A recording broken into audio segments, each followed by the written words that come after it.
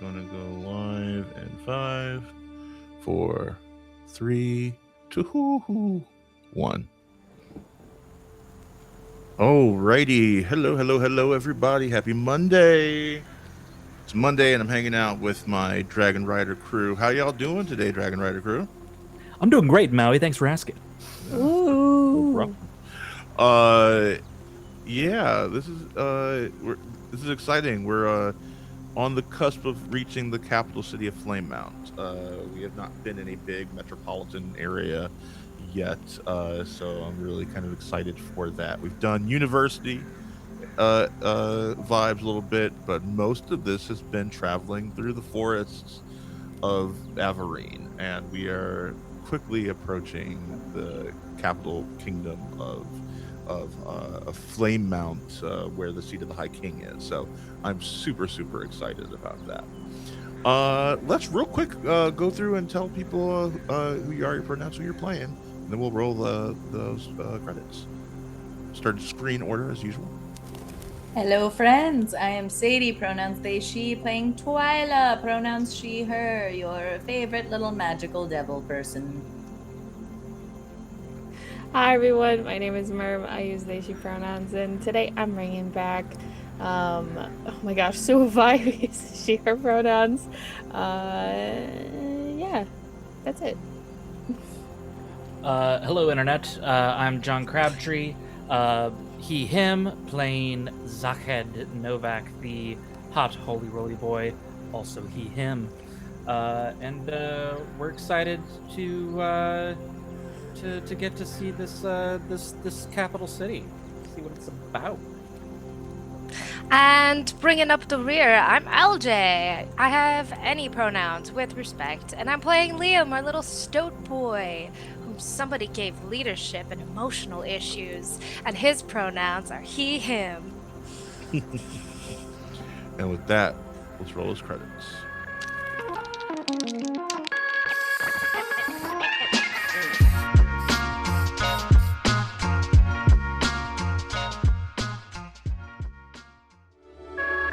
To the meek and to the defenseless, I pledge my strength.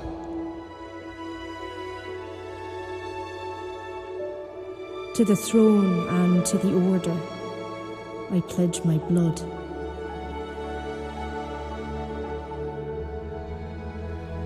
To the creatures of the first song, I pledge my service.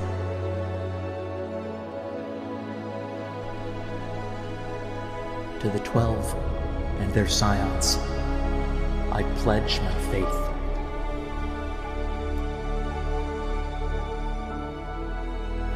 And to my dragon, I pledge my heart.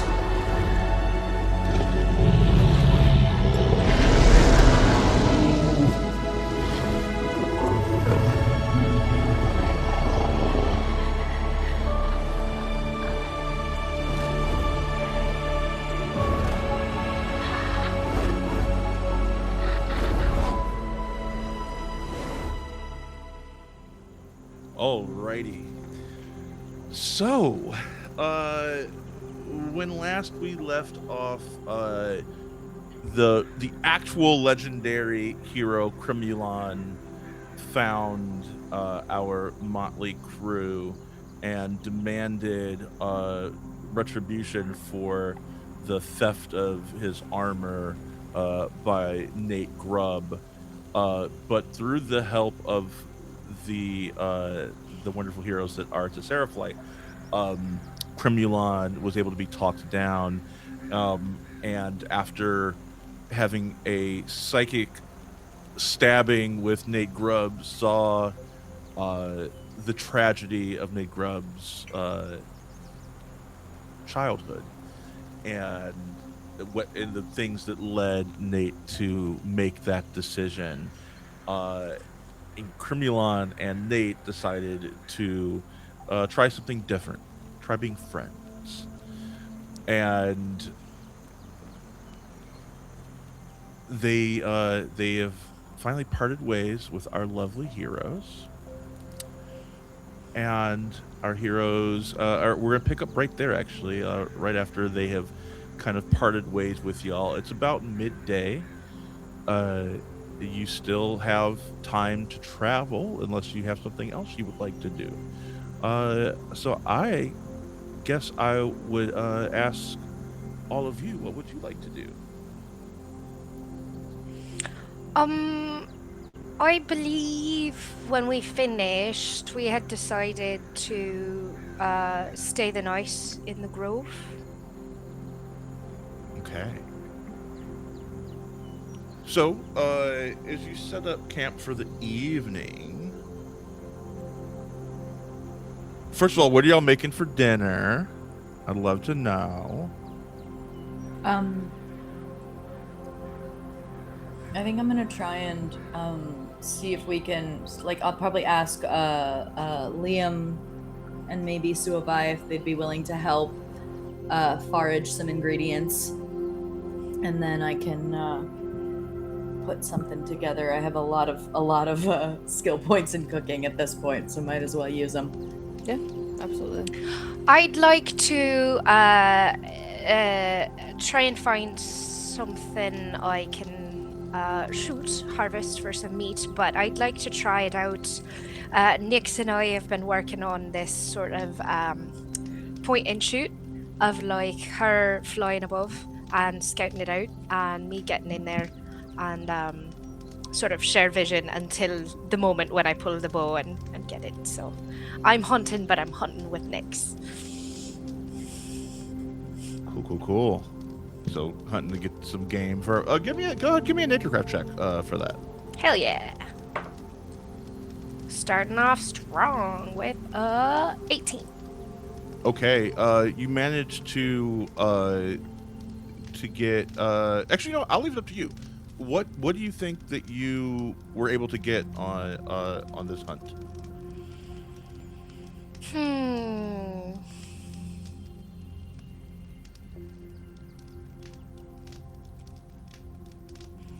I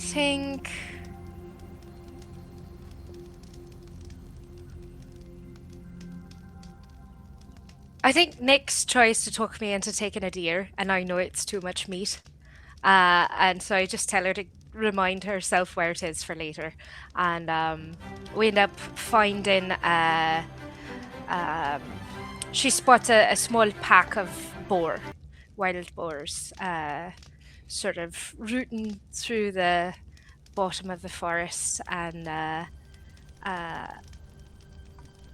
sort of pinpoints them with me, and she drops down on the opposite side, so they start running towards me, and then I pop up and just take one, but a nice big one, before scampering up the tree, so I don't get gored by the rest of them until she chases them away, and I drop down and start kill tressing the boar. As you begin to clean the boar and prep it to take it back, you remember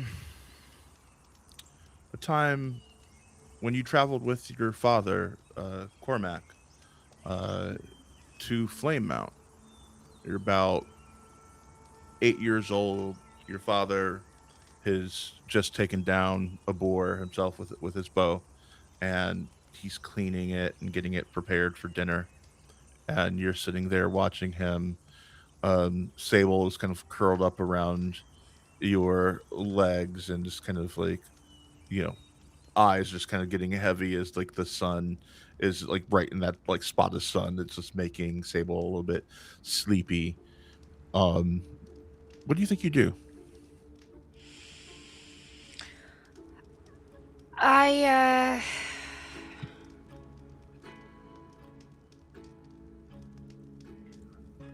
think I hesitate a little because I want to just enjoy sitting back and feeling the warm, soft fur of Sable behind me.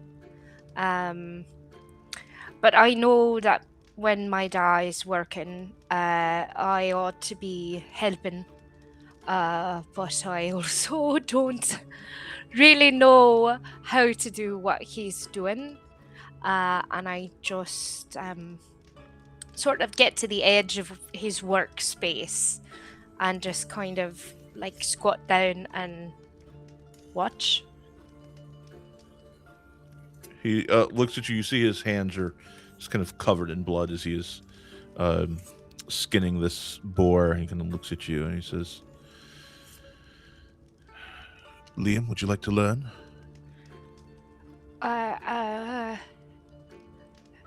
Yeah, sure. Yes, sir. Come here, son. And brings you over to him and puts the knife in your hand and takes your hand in his as he begins guiding you through the process of how to remove the skin from the flesh. So he's just like, all right, make sure it's just at the right angle so that you do not damage the meat. I think that sensation of feeling the parts come away from each other is primal in a way that I have not experienced yet in my young life. That I know we eat meat and I like eating meat, but this feels... I feel powerful in a way I am not comfortable with. I think he notices you like kind of processing things. He says, speak your mind, boy. I wasn't expecting it to... It's a lot of work. I just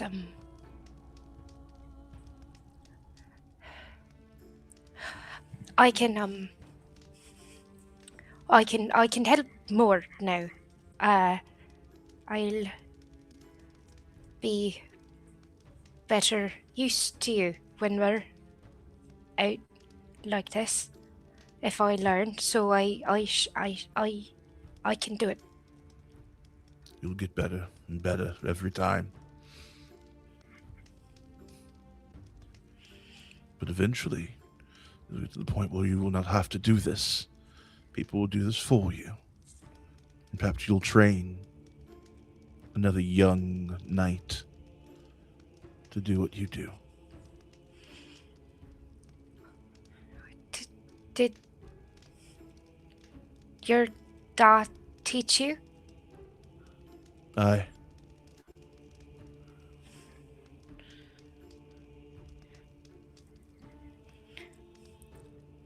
And he keeps going for a minute and sort of has a thought and looks back up at his dad, takes a moment and stops. I don't know if I want someone else to do this for me.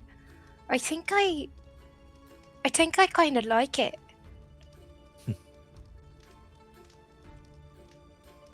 That's probably a good thing.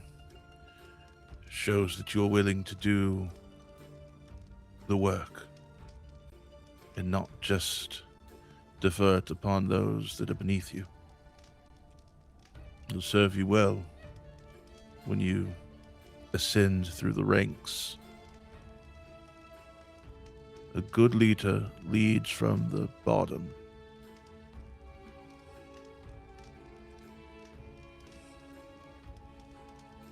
Well, I mean, aren't we...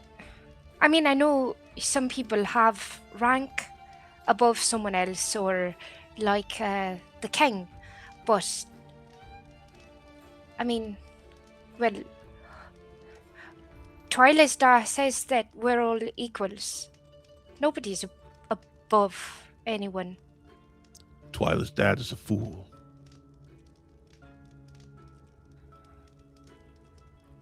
In this world, there are those who have and those who have not.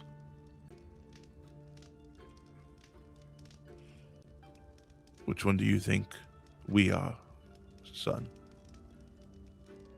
Well, I have a knife and I have a boar. So, have? Yes. And we will have more eventually. Twyla's father is dedicated to books and knowledge. It's all well and good. But what really matters is power in this world. Without it, you cannot affect change.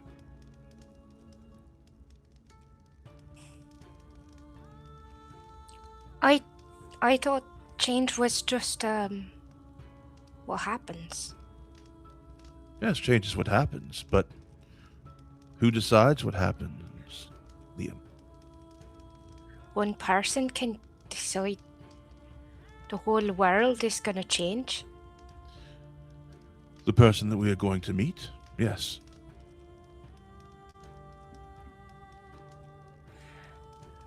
And that idea doesn't quite click. The idea of that is so big that it's too big. It's too confusing that seems like it can't be possible. And so he just keeps cutting.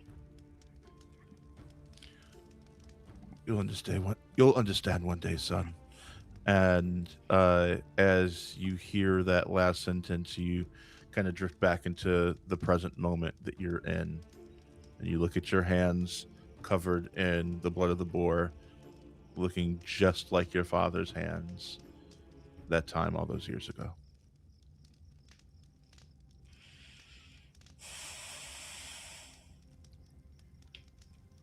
As you finish getting the boar ready, you bring it back to camp.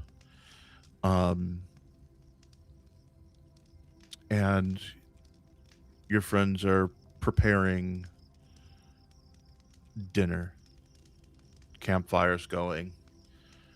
I'm assuming Suavai is cooking the pork, or is it? Oh, is it you tonight cooking the pork? I thought you usually do sides. But I yeah. usually. How are you doing whatever. the pork tonight, Twyla? I'm happy to defer to. How are you doing the pork tonight, Twyla? Okay. Okay. So I think Twyla sees it and she goes, "Oh, lovely. Yes, good. Excellent. Love it. All right." And she cuts it up into like nice little pieces. And I think she kind of marinates it and mixes it with a combination of a little bit of that special fruit that grew from the tree that sprouted when we defeated the new fruit. The new fruit. A little bit of that, a little bit of some like foraged herbs, and some kind of if there's like citrus fruit or some kind of vinegar or acid or something just to brighten it up a little bit, and a good hunk of salt, and I just kind of massage it into the meat before kind of forming some skewers out of fallen branches and grilling the pieces of pork over the fire slowly and letting the fat render out and kind of turning them every so often so they cook evenly. And yeah, that's how I do the pork. And as it's cooking and the four of you are sitting around the fire, what are you talking about?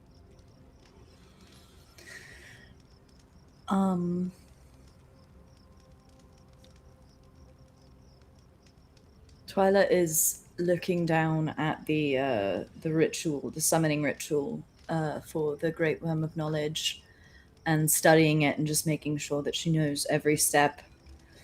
Like, okay, so I have to do that. I have to bring this. I think Zakhed is taking a break from during the day he's been working on trying to craft himself a new chair. So he's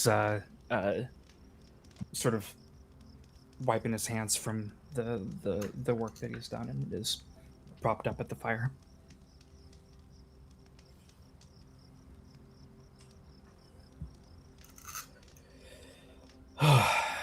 Yeah, it feels good to just like have a solid win, you know?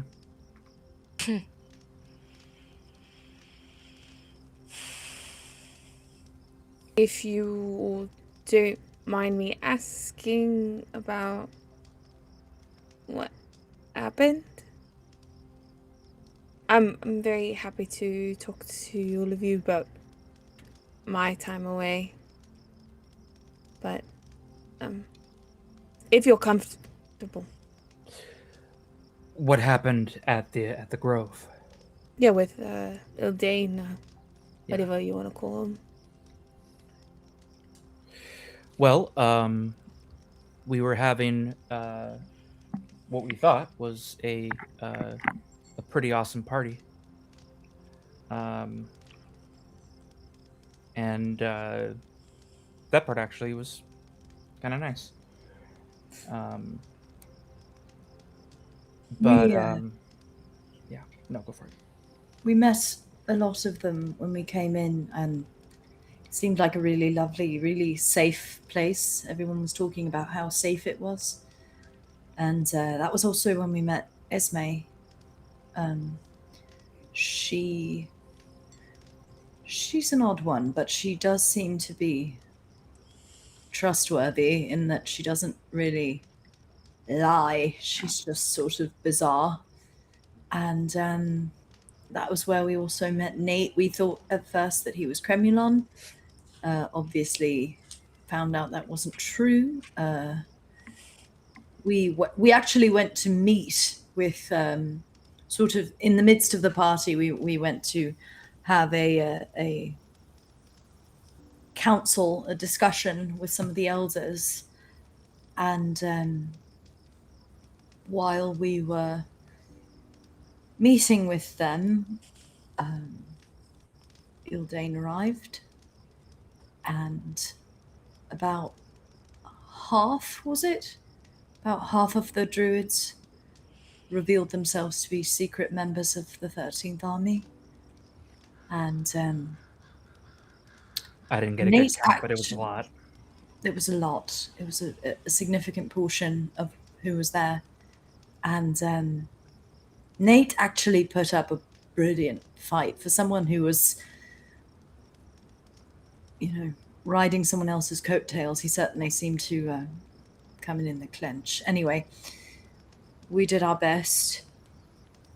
Ended up having to flee before the fight was over. He was after Leonra's heart. He was after Leonra's heart. And he had great worms desecrated at his command. 2 of the great beasts. I assume there's more elsewhere. And they were attacking her while we were fighting him. So, but then Nate actually figured out what he was up to, and Zark actually was able to send her some quick healing before we fled, and apparently it was enough to save her, and she and Cumulus got away. So, but a lot of death, but a real near thing. It was a bit of a massacre, I'm afraid. But primary objective was achieved. So. Oh, and then the size of it, right? Summoned a volcano, and my chair caught on fire. Right. Yes, that part. Who? Ildane. Ildane. Okay. So that's a thing he can do. It's about the size of it, I think. I don't know. I might have forgotten some things. It was a lot, needless to say. But yeah. Suvai. Hmm. We had no idea. And there was no way that you could have had any idea. And I understand that you're feeling. I understand what you're feeling, but try not to punish yourself. You're here now. Yeah, I'm gonna try. Hey, all of us are still okay. But And we're not- so happy you're back. I'm so happy you're back. Look.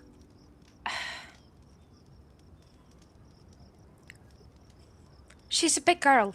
She doesn't need it sugar-coated. She knows. We know. And yes, it'll be alright, but it is what it is. And a lot of people could have been saved if I didn't leave. Maybe, maybe not.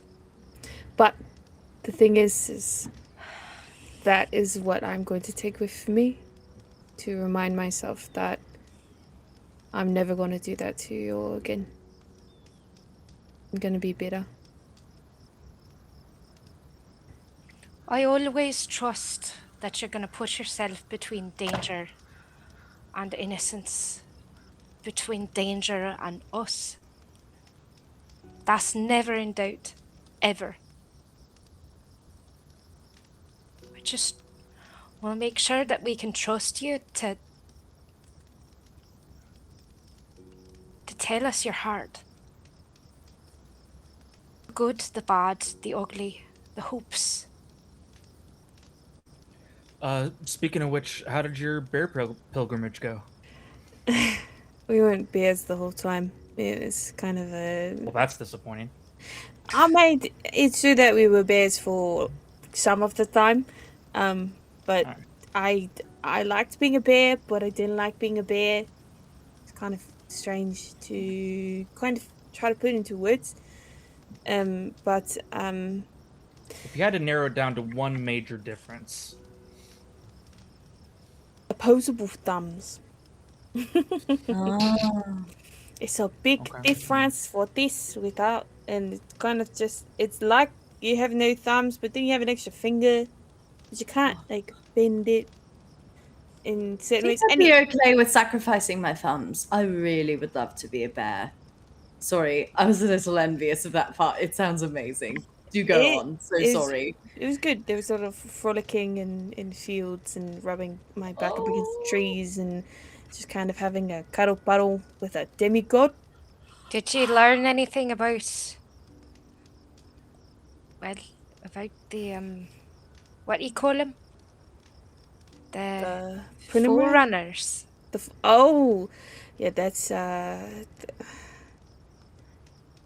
wasn't a lot said. Give me a lore check, Sue.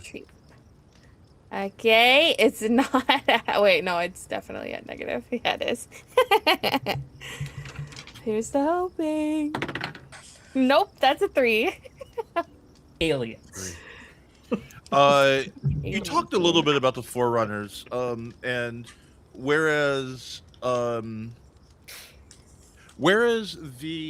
Prenumina, he talks about the Barking King talked about the Prenumina with a bit of fear, except for the goddess who created your islands, who was kind of like the one amongst the Prenumina that loved humanity. Mm-hmm. And he talks about how the Forerunners kind of favored her in terms of their attitudes and their culture. They were very direct and very blunt, much like your people are now, something that has passed on through the generations. Yeah. But they were also incredibly kind and selfless. Like, they would tell you like what it is, but then they would also try and help you fix it, you know? Yeah. And the one other thing I think he told you about was the day that he saw them leave, the exodus of the Forerunners. after the first song was pushed from the universe. And they built these great arcs that could fly through the stars. And they went somewhere beyond the edge of the universe. And you remember that as he told that story, that was the one time you saw him weep.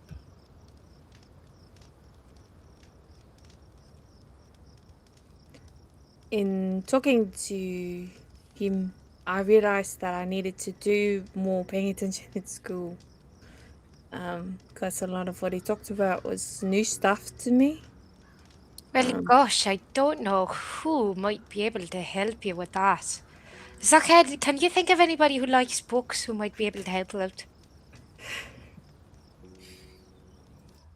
You know what? That's nothing's coming to mind. I don't know.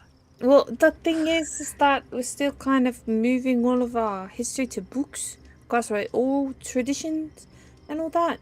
Which, like, we have folks coming to the so Spire, and so that's what. Do you need a transcriber? I could definitely talk to Tita for that, for sure. Okay, no biggie. Yes, Tita, it's my mum's oldest sister. She's the person who's gonna be the head of the Matua Anga, right? Yeah, Tita Matua Anga. Yes. She's the head of our family, and my family's kind of a powerful one for the island. So I remember. You're Yeah. so cool. yeah, I Sorry, know. I think it's really cool. Suavai, It as is. you're talking, you feel an itch on your shoulder as you were talking about the Forerunners and what you recalled about them. You feel an itch on your shoulder. I kind of just like try to not scratch, but As you touch it, you Touch feel like it's slightly raised in certain spots. It's starting to get a little bit dark though, so it's kind of hard to tell. sorry, and I physically move my shoulder to the fire. Everybody sees a new tattoo on your shoulder, Kat. It's is it a buck? Is it a buck? Is there like multiple bucks? No, you're You've got a new tattoo. Did you get it while you were with the Briar King? No. We were talking and laughing and doing bear things. You see a large bear and a small bear, and around it, you see the stories that he told you. So is that how your first ones showed up? It just happens. I thought somebody was poking you with Most stick. most of mine are for the the traditional ways. There was Your dragon Hello, hopped up on Vi. your shoulder, forgetting how big she is now. Oh, you've knocking- forgotten how big you are now. knocking you over as she tries to get a look at your tattoo. Oh, right. And she goes, wow. And you hear in your head, you hear your dragon go, wow. Look at that new tattoo. Wow. Your dragon sounds like like Owen Wilson. Oh, Goes, Wilson. wow. Wow. Wow. oh my gosh. Sorry. So perfectly timed. Never apologize for perfect. An actor. That is what polka dots is. He's a An actor. performer. Yes. When the conversation between Tita and I had about me eventually becoming the family Matua Anga came up, I got this tattoo, and it's a full calf tattoo that that has kind of like on the fingers here. Those are kind of like going down my leg into like this symbol in the middle. Wow, so pretty. Wow. Which symbolizes like the kind of like that is a very feminine symbol. And my my Matuanga has the same one on her leg. So it is few and far between that you have like celestial tattoos given to you.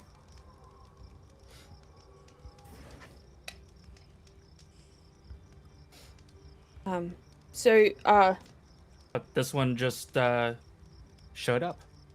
yeah, while I was What talking. what does that mean? You know, this is again why I needed to pay attention more in school. Because my guess is that this is the way that like my ancestors and stars and things are able to still communicate with me, even though I cannot see them anymore or communicate or commune with them. So that I remember the stories I was supposed to learn in school. Oops.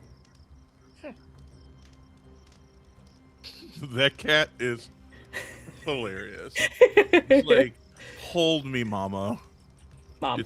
It's absolutely insane. Mom. Did we lose Sadie? Sadie, are you still here, or did you just? She's here. She's just going off camp for a bit. Oh, okay, cool.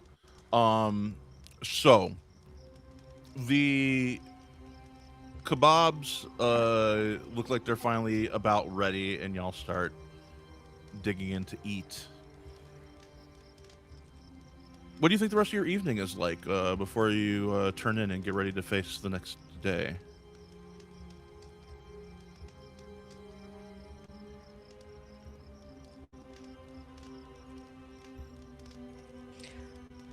So let me see that bracelet I gave you. Yeah, of course. And Liam takes a moment. It's small, so it doesn't take long. And he just adds in a little bit of empty space around it. He adds a little bear. Liam, you're so cool. I really like it. It's pretty.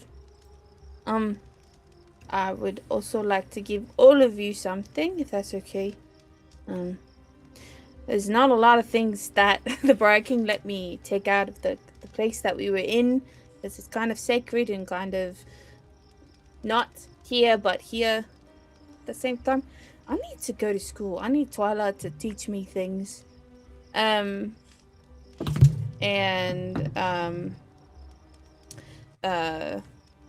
Suvai takes out 3 bracelets. They're just palm frond bracelets. They aren't meant to last long. But they're just like there. And like I wanted you all to know that I was thinking of you while I was gone. Because it was like a lot, and there was like a lot of information, and also it's kind of incredibly peaceful as well. So, but you all were always on my mind. When we weren't talking about gods and things like that. So. Thanks.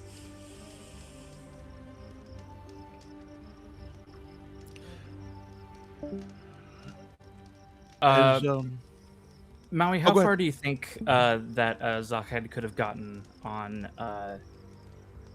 crafting a chair today? I am so glad you asked. Give me your smithing. I think we'll use your smithing ability for that. Okay.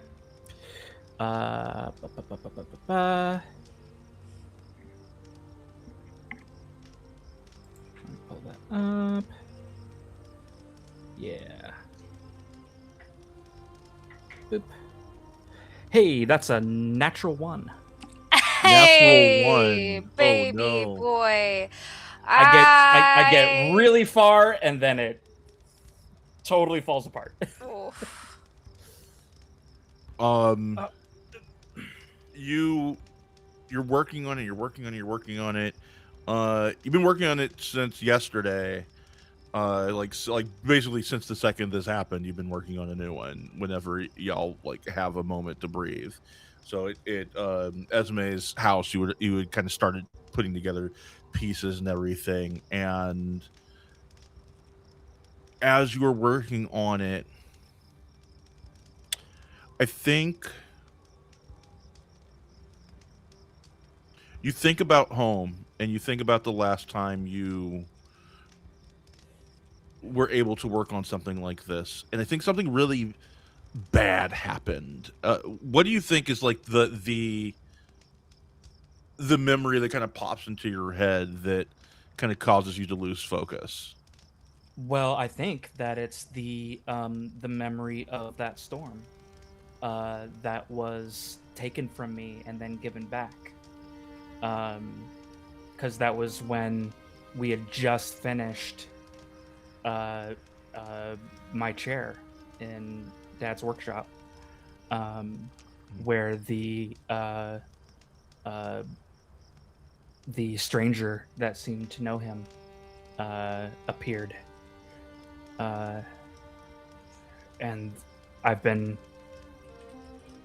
stewing over that for a while of what it could mean, what my parents have been hiding from me. And as you're working on it, in the flames for a split second, you see the face of that man, and you feel your draconic strength just kind of surge through you as you just splinter what you've been working on. Shit.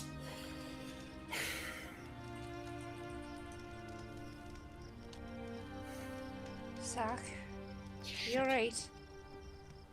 Yeah, I just gotta start over. Shit. Look, we've got plenty of time. Maybe leave it for tonight. Yeah, I'm getting tired anyways. It's always a bad idea to work when you're tired. It's how you make mistakes. My dad never friggin' stopped telling me.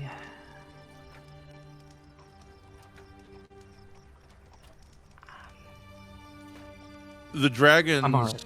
look up at like Zach's like outburst of frustration and anger there, and they kind of do like the head cock thing, and Luce looks at the other three dragons and they go slinking off into the forest.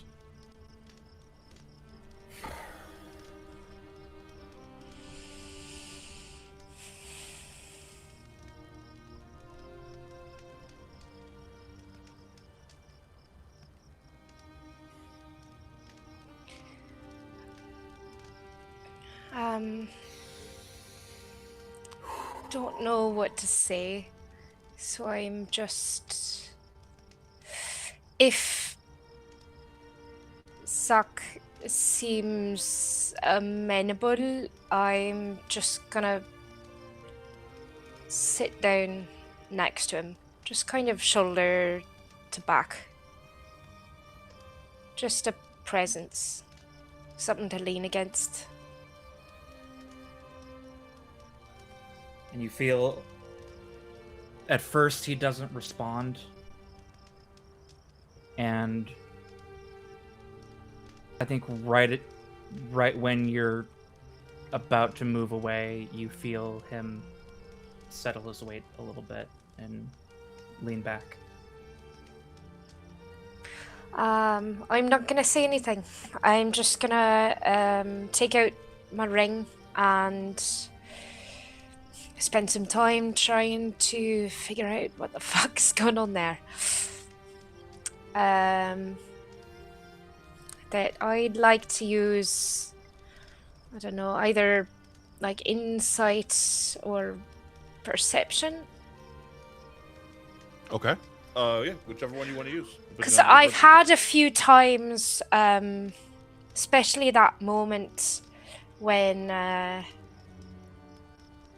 Strom and Twyla were holding that tree up on our retreat out of the grove, that something happened, and I don't know what, but I feel like it had something to do with the ring.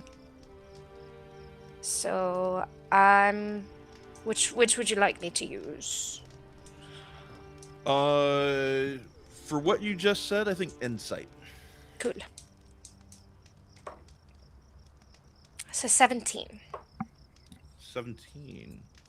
You mark something here. Okay.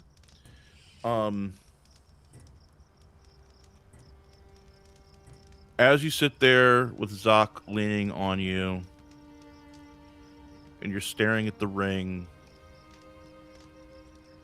I think you feel that like divine energy that just kind of naturally emanates off of Zoc, and it sparks something in your own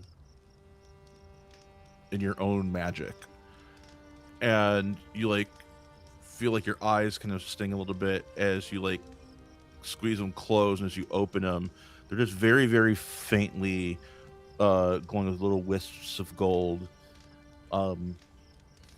As you look at the ring, and you realize that there is like a faint arcane energy signature emanating off of it, and from its auric color, I think you can tell that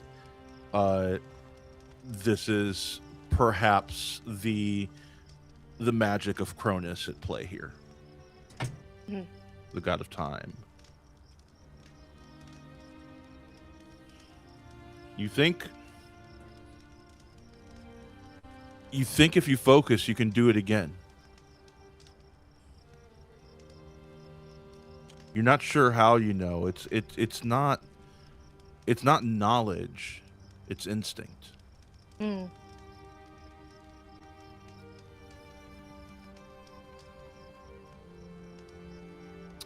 quick, Sadie, sound check. Are you back with sound as well? Hello? Okay, excellent. I just hadn't heard you speak since you came back. I just want to make sure that we had you in full. You have something that you're doing during the evenings as well. What do you want to roll to work on your study of infernal contract law? I mean, okay. I assume that would be a lore check? Sure. And infernal law surely is more than 100 years old, isn't it?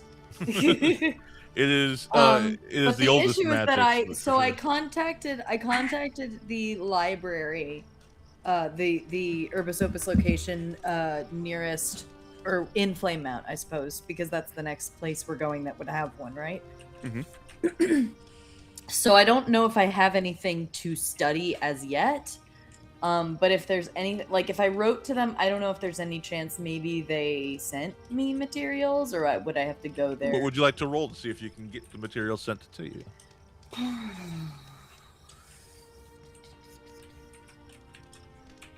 I want it to be something else, but I feel like that's an influence check.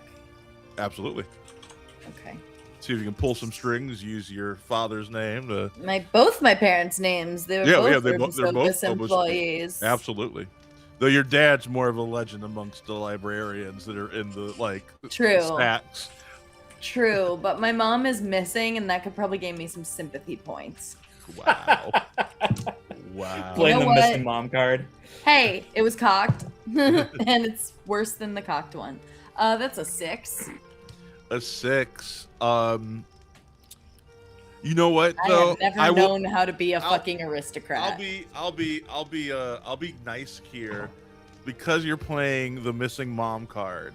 I'll let you roll with advantage. My mother's missing. From when you put in that request. Okay, that's better. That's a 15. A 15 will do it. Lovely. As you're all sitting there at the fire, you hear a faint rumbling that gets louder and louder and louder as peering in the forest, blowing out the fire completely. You see this skeleton in courier's clothes, just kind of with this rictus grin, and head just kind of lolling back and forth, holds out this like large, dusty tome to you. The Cosneys are a little spooked in the moment. They're I've read about him. He stands there just holding the book out as you're like looking at him and like walking around him. Supposed to happen? Yes. Oh my god, this is the skeletal courier. He's amazing. He's all over Galdoria. He can get from like here to the Free Coast in about 10 minutes or something. It's insane. He defies logic and magic as we know it. He's incredible. It is so cool to meet you, sir. And Twyla kind of bows. As you're bowing, he's just kind of like going with the book, and you can feel everything begin to like darken around you as he seems to like, I have to give you this. The trees start to wither slightly. Oh god, sorry, got it. Yes, okay, thank you. Yes. As soon as you take it from him, things start to like rebloom back to normal, and he goes as he takes off, and he is just as fast as he appeared. He is gone. So cool. Anyway, all right, better crack the books.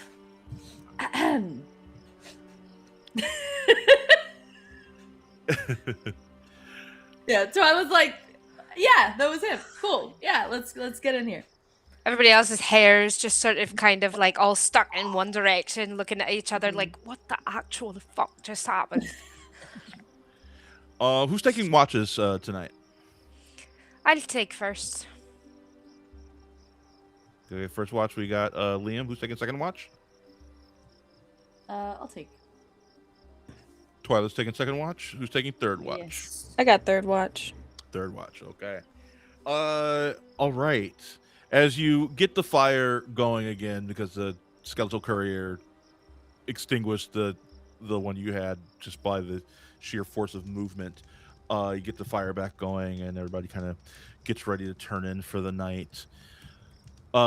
First watch. Give me a die roll. Let's see what happens. I don't like that. I don't want it. 19. I'm using important. Okay. 19. Yeah, it's pretty chill. First watch, not much happens. You watch a couple squirrel peckers, I think, chase each other around a tree and like flying around a tree. And then like catching each other and kind of frolicking back and forth with like nighttime zoomies. When like grabs one and like rolls over and like pushes the other one down, and the other one like pushes them off of them and goes scrambling again. Just kind of watch them kind of going back and forth and playing. But besides that, not much happens this evening. Cool. Yeah, I rolled a 2 and I was not emotionally ready for that. You know me very well. Twyla, you wake up Twyla for a second shift. And as you do, Twyla, I'd like you to roll for second shift, please. Just a d20. Mm-hmm.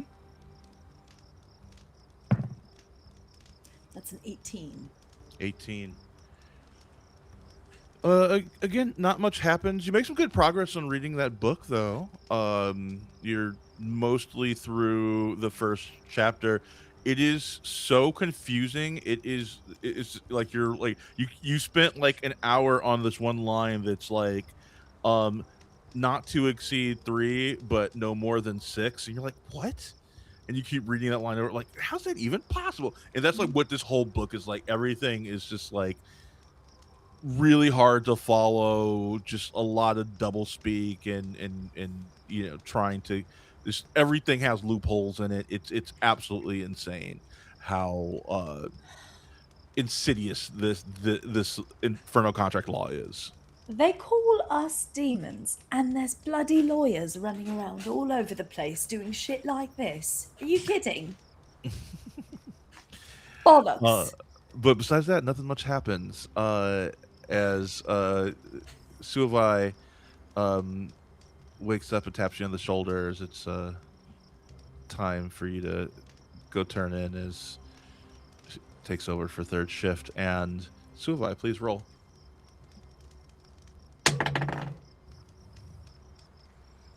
It's a 16. Hey! 16, okay.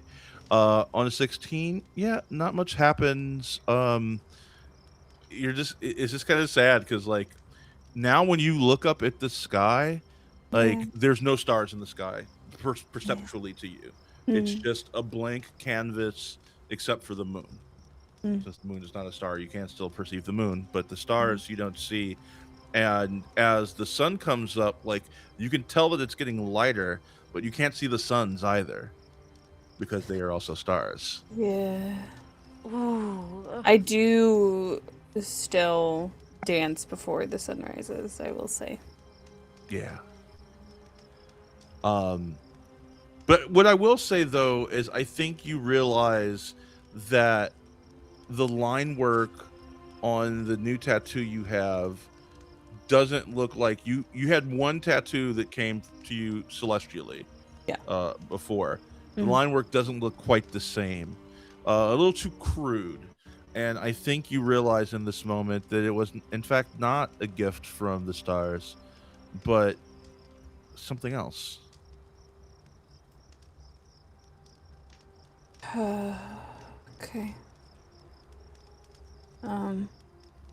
I can't even call on anybody.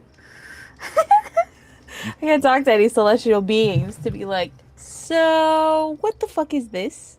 The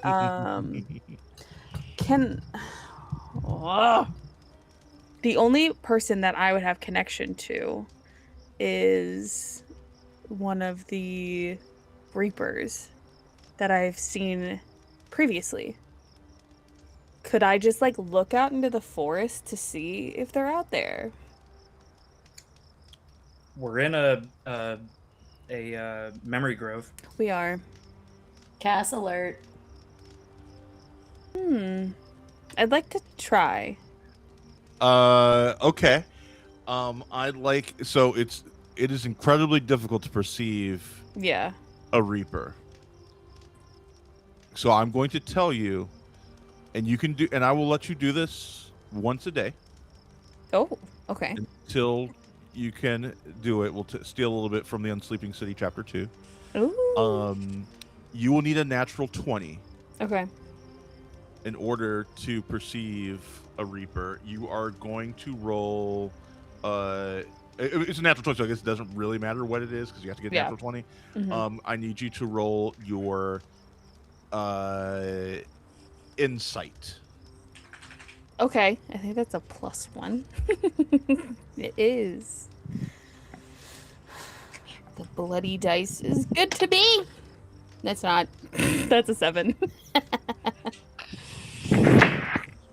You try and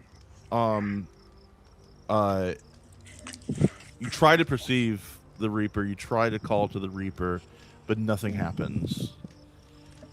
Yeah. But you get the sense that they are there. You just can't see them yet. Perhaps if you get closer to death or closer to finishing your mission. Huh. That's the information that I'll give you now. Huh. Okay. Yeah. I think. I'll tell you, and I'm going to tell you as your DM to remember what I just told you. Yes. Okay. Who would like be the first one up?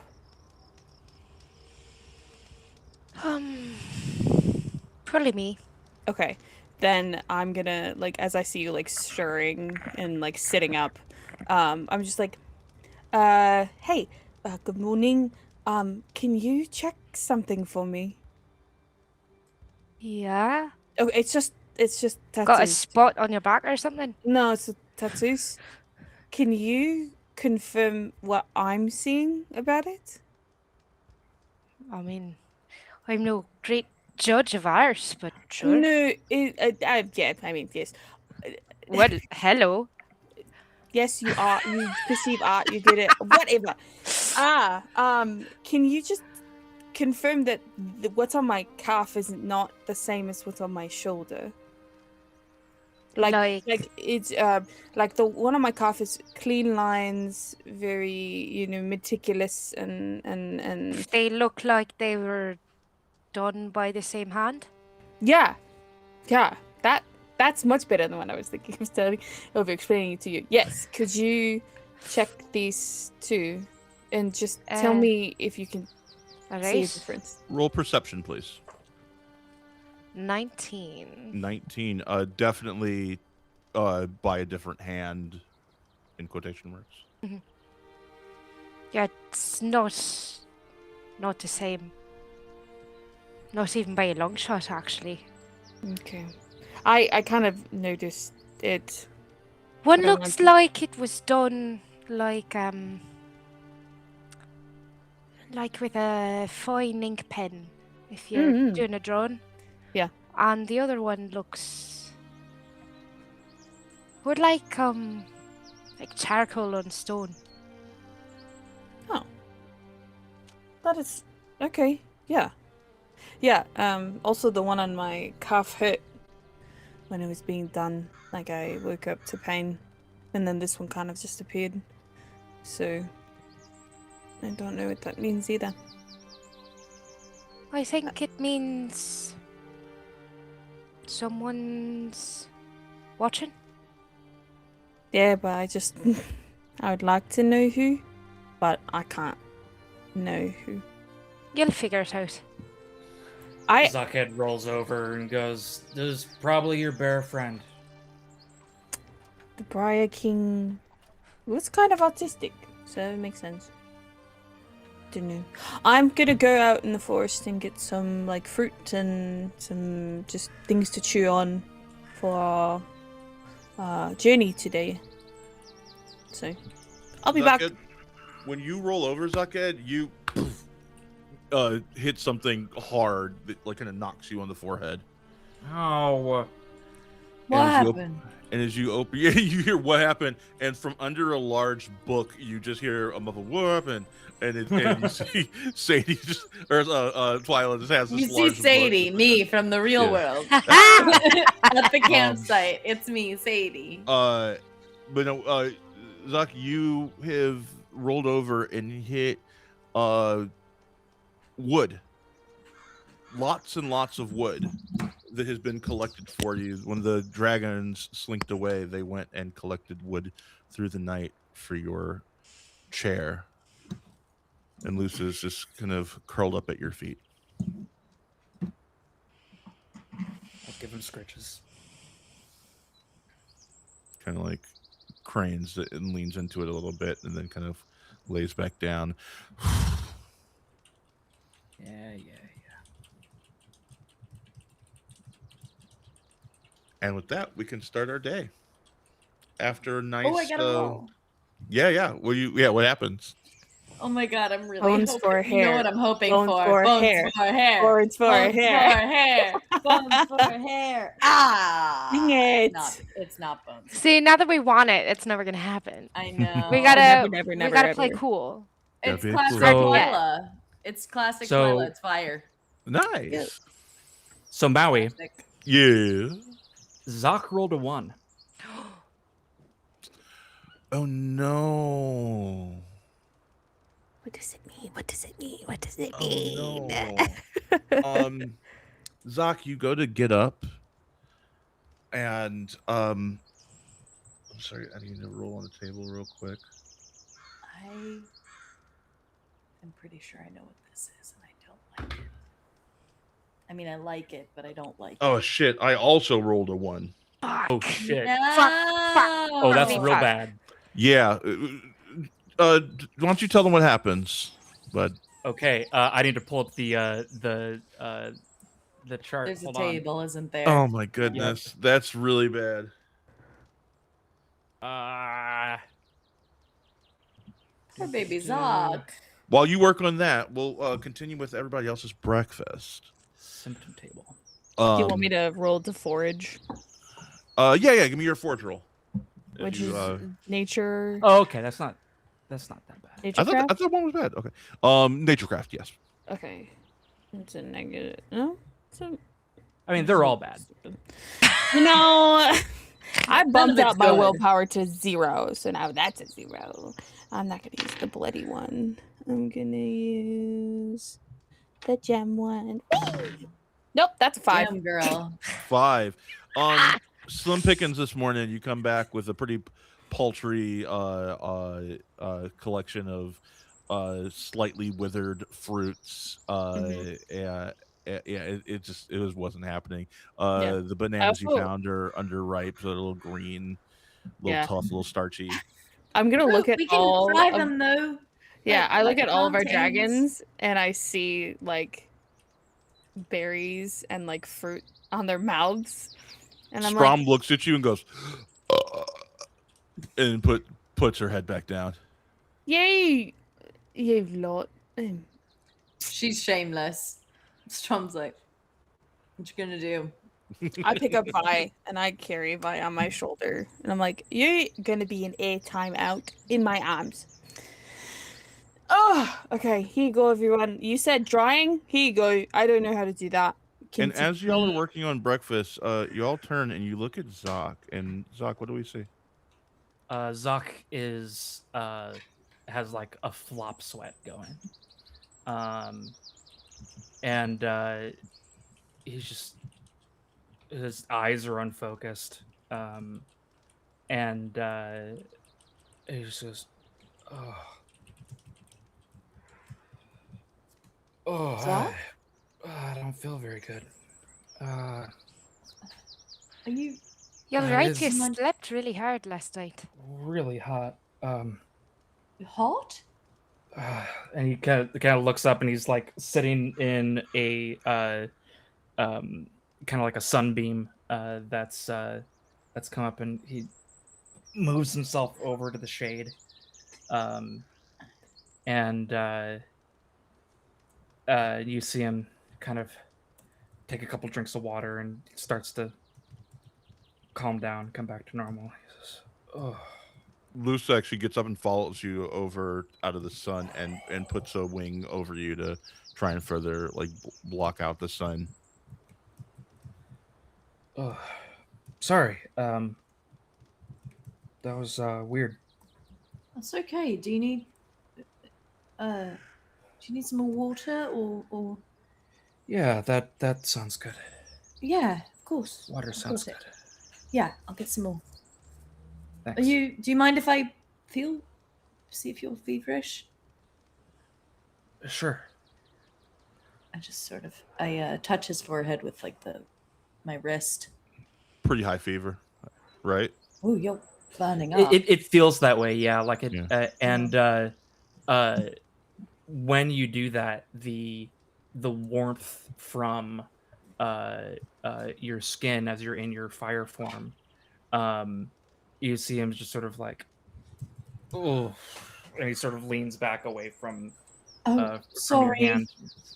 No, it's Sorry. it's fine. It's a fire day. You're burning up though. Even though I'm burning, I can feel that you're burning. And yeah, that didn't feel very good. definitely gonna get you some more water. Yeah. I'm gonna look And around. maybe- Is there any like a big rock that we could lay him like on, or he could lean on? Something that's holding on to the coolness of the evening. Yeah. So you see a medium sized like mossy boulder that's in the shade that feels pretty cool to the touch. If you could give me like a wet rag, that would be awesome. Yeah, absolutely. Yeah. And I just wet one with a water skin. Plop it on my forehead. Okay, that feels better. Do we need to take the day off from traveling? No, I'm we still have that wagon, right? Still have the wagon. Sure. Yeah, I'm just gonna be in the wagon today. Okay. All right. Yeah. And if you need anything, Yeah, no, I'll let you know. Yeah. Thanks. Sorry you're feeling so poorly. Yeah, it sucks. We're Yeah. not in a rush. We can take a bit of an easy day. Yeah, we're I'll be fine Medic on the wagon. schedule. I'll be fine on the wagon. Yeah. All right. So are you gonna sit like in the wagon, or are you gonna like? So who's gonna drive? No, I'm like the in the wagon under the covered part of the wagon. Who's gonna drive the wagon? I can, or if you want to. Y'all can discuss it in character to figure out. Yeah. I mean, I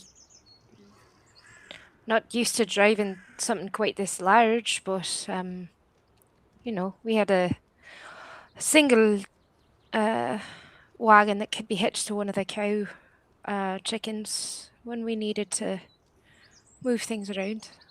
Sure. Yeah. If you're confident, I'm happy to hand over the reins, quite literally. So I'd say I quite like these Gosneys. Don't tell Nix. Oh. In your head, you feel like the psychic equivalent of side-eye. Ah! I won't. I like them too. The Cosneys, as you go up to the wagon, they're just so happy to see you. Yes, so good. And just like giving you big licks on your cheeks, as you climb up into the wagon to drive it for the day, and off we head as we move over to the battle screen here. All right. The Hex Crew. I need my owlbear open so that I can zoom this bad I'm boy in. Cremulon again. Completely forgot to change that. It's gonna be Cremulon in that one for the day. And I need to admit Twyla, and I need to. Why does this one keep moving over? That happened last time too. That was weird.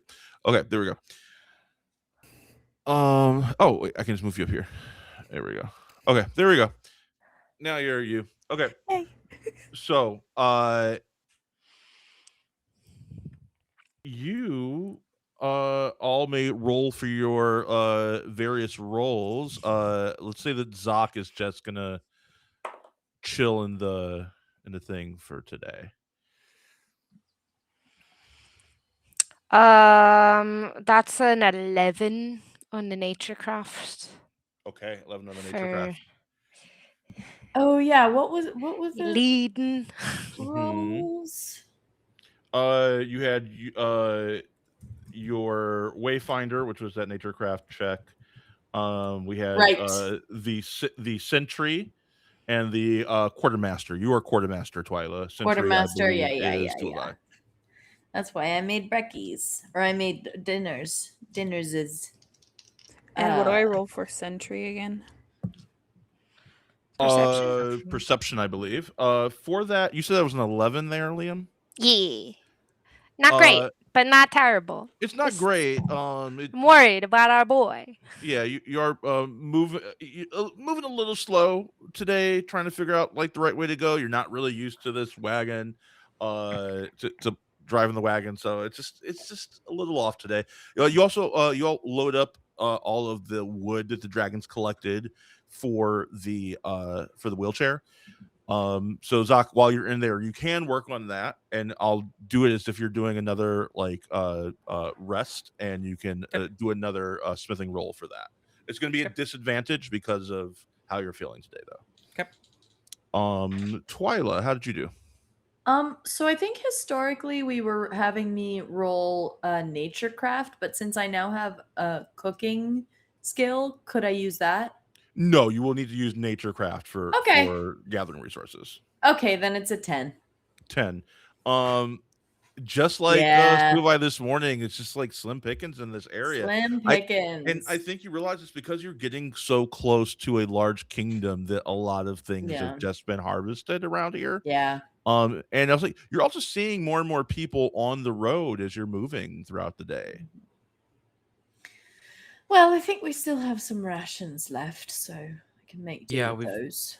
Yep, we've got lots of rations. Eat up. Yeah, I think we've got more than we need, in fact, because we're going to be there pretty soon. So yeah, I'll make do with those.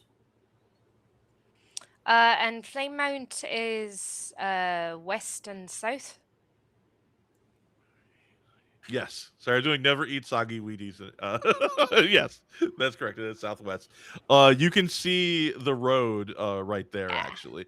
There's a brown hash marks to the west of you. Is that like the main road? That's the Flame Mount Road. So you're like very close to it. I don't know why my brain just went yellow brick road. I don't know. I'm gay. Let's move on.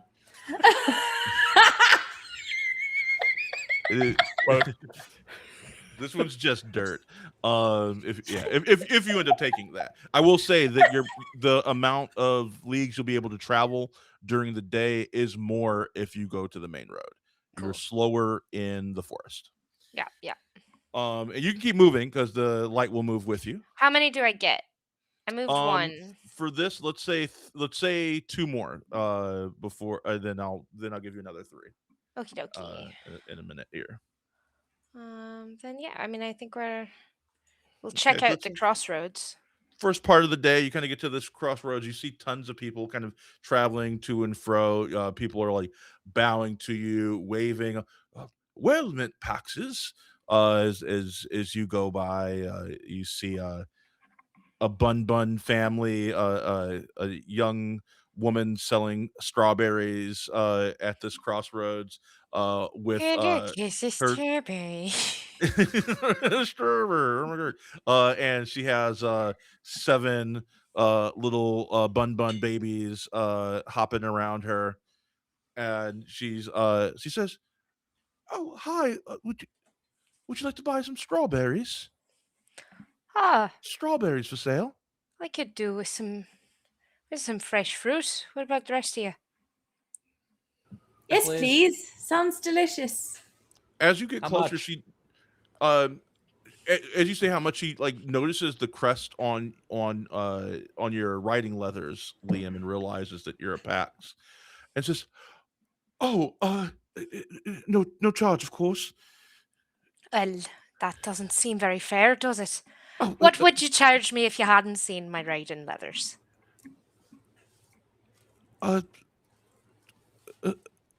3 copper.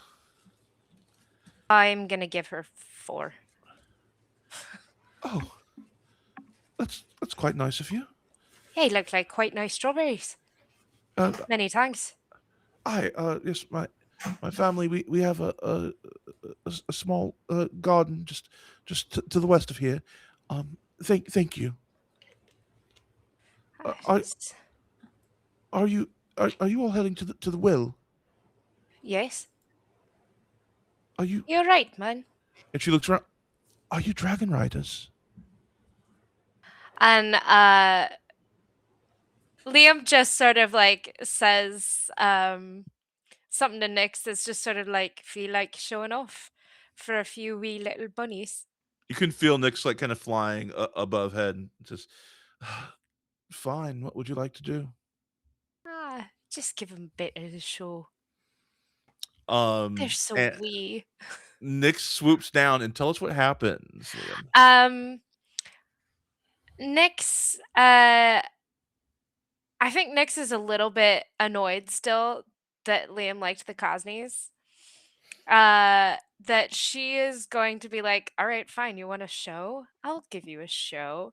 I think she folds her wings and she just does a dead drop from way up high, and then flares her wings like right at the last moment, that she sort of like brushes up some like dust and dry grass and stuff like that, but she lands too close to the Cosneys.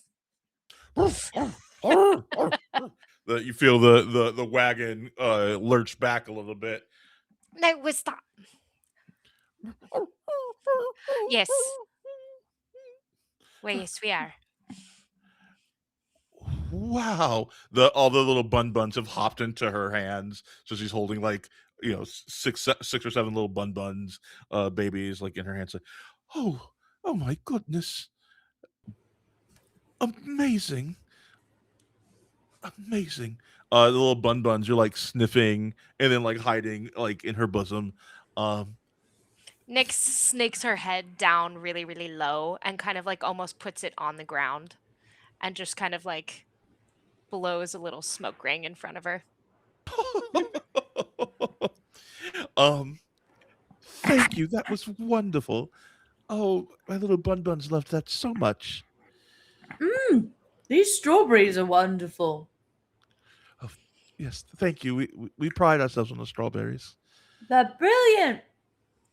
Yes. May I buy some more for later? Save some for me.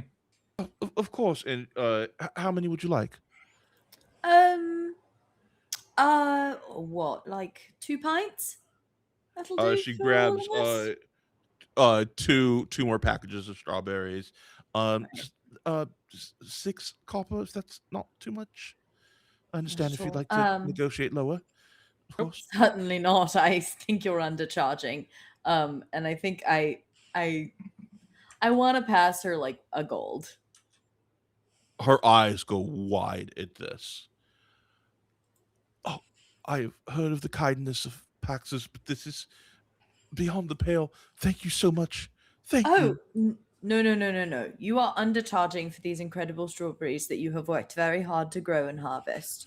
So I am just letting you know that you are providing an excellent product, and I'm very grateful, and we've had a very productive Wending, and it's very nice to meet you all, and your babies are very cute.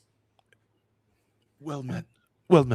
As she goes back to her cart, this little spring in her step, she kind of like bounces back, just so happy, so proud. Like you can hear her as she's going back saying, "Oh, wait till I hit till da," like just so happy.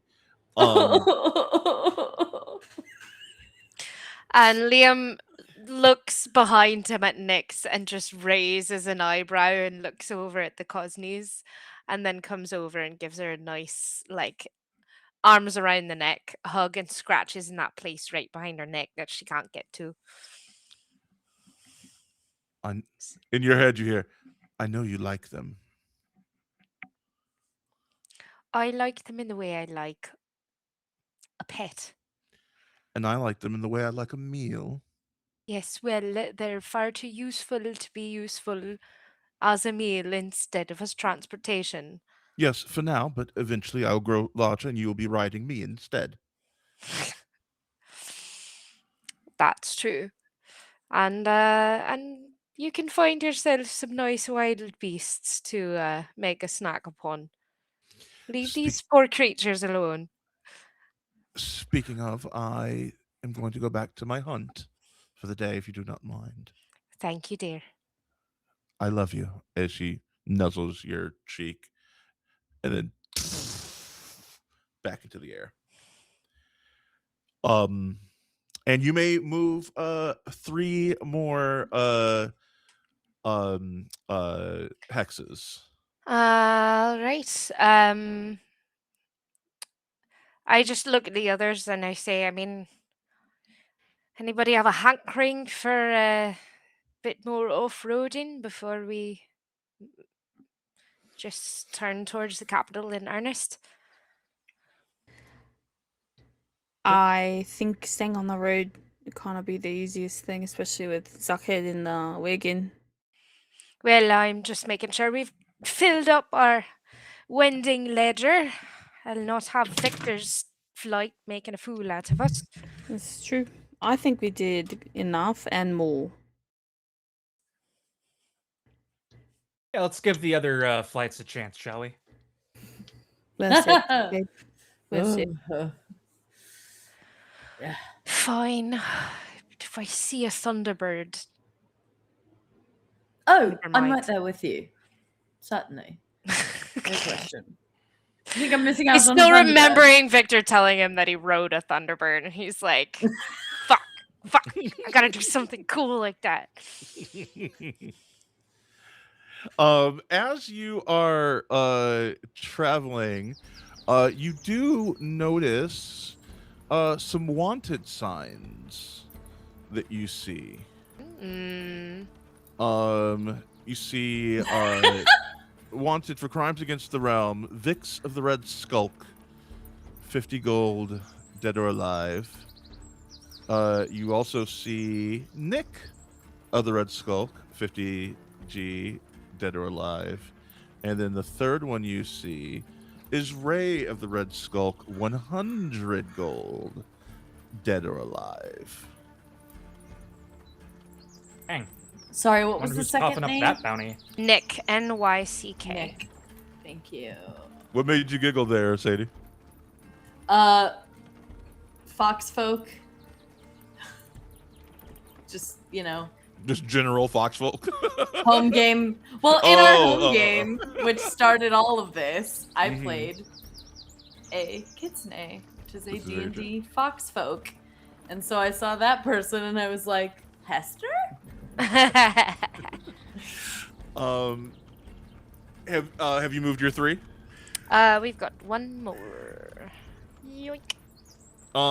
As you get to this one, you see that there are a couple trees that are down, so you will actually have to go either one immediately to the left or one immediately to the right to circle around it, around the downed trees that are kind of blocking the road.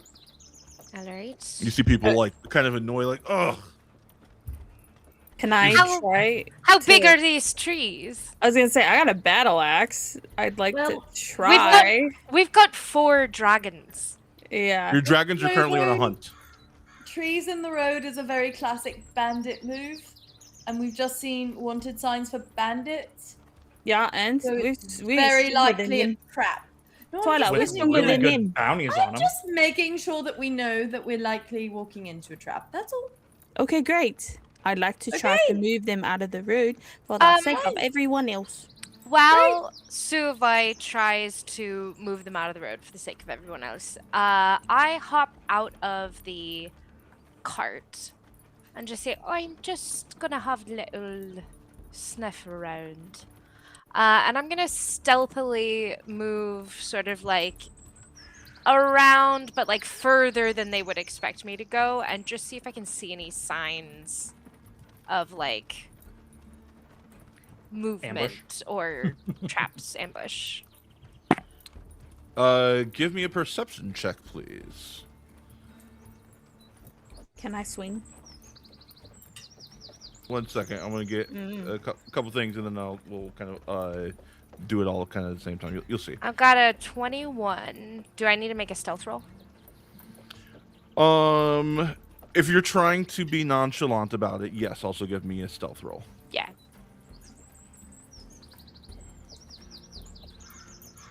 I perceive much, and I'm not so stealthy. That's a 9. Okay. Suavai, give me a might check to try and cleave through this thing. Now, this is a big-ass tree, so you're going to need a very high result on this to cleave it in one go. So we'll see how close to that you get. Your DC for this is going to be a 20. That's a 27. Wait. 27. Let's sorry, go. 26. 26. Sorry. 26. Okay. Oh, that, yeah, 26. That's a complete failure then. You and Suavai are bickering back and forth, and just he's like, it's a classic bandit thing, and you just saw the thing, and you're like, fine. And then what were you saying? What were you saying, Sadie? Oh, I was just saying it's Nothing. fine. I'm going to just put my axe through this one time, and it's gonna be fine. You don't have to worry about a thing, Twilight. I swear, It's going to be okay. Okay, no, I just want to make sure that you know all the variables at play. That's all. Yeah, and I got some things up my sleeve too that I got from my cousin that I need to show you anyway. Darling, So- you know I love and respect you. I'm just making sure that you know what's going on. That's all. We're good. And then you pull out your new weapon to show off your new weapon. Right. Oh, hello. And Nice. as this bickering is happening, and as Suvai is like raising up this weapon, Liam, you've kind of stepped off road, and you're kind of trying to very sneakily see what's going on here, and you can see where the tree was cleaved. It looks pretty recent as you kind of like bend down, you kind of touch it. So recent that you can kind of still feel the heat on the cut of the trunk from the friction of like the axe. Clearly somebody very strong cut this. And you hear a snap, and then you hear shh, you big dumb oaf, you're gonna give it all away.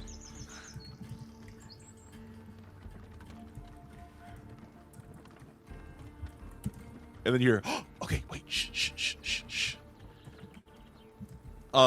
Meanwhile, Suavai brings down the weapon and cleaves it clean in two. One hit, like not just cleaves it, shatters it. And it like just like shatters in every direction and clears the road in one It fell. looks like you set off a bomb. Yeah. Worm casts Hulk smash. Yeah. Smash. I'm so strong now. I'm so Subai strong. smash. Subai And, smash. Subai smash. Liam, because you did such a good job on that perception roll, you do not get surprised. Hell yeah. As you hear, stand and deliver, as a foxfolk drops down into the road in front of the wagon, and you see Ray of the Red Skulk with just like the smarmiest crooked smile on his face, and says, hello, hello. Oh, such fine clothes we're wearing as well. This will be a delightful haul for the afternoon, don't you think, fellas? And you hear from the woods, you hear a lot, like a bunch of yeah. But Liam, you see that it is one bandit using magic to make many voices.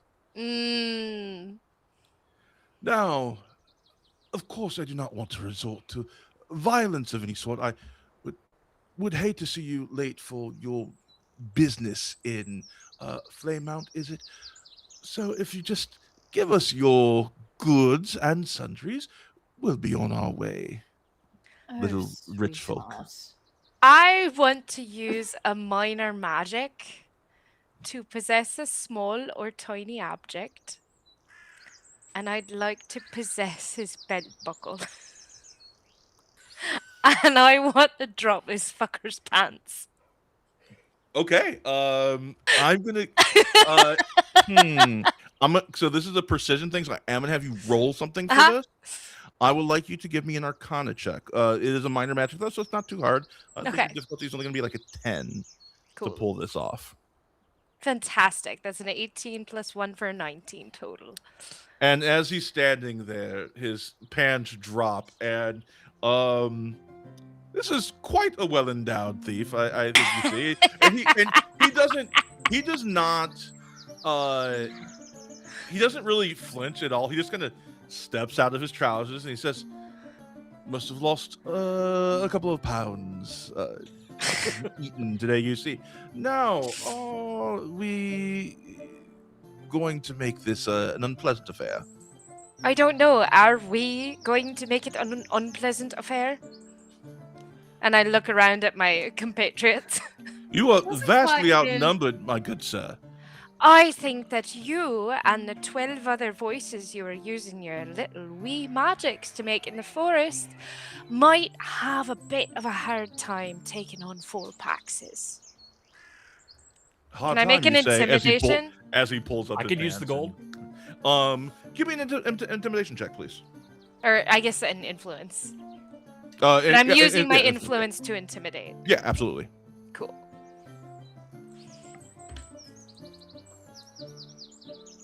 Ooh, I have advantage on those, but I don't need it because I just rolled a natural 20.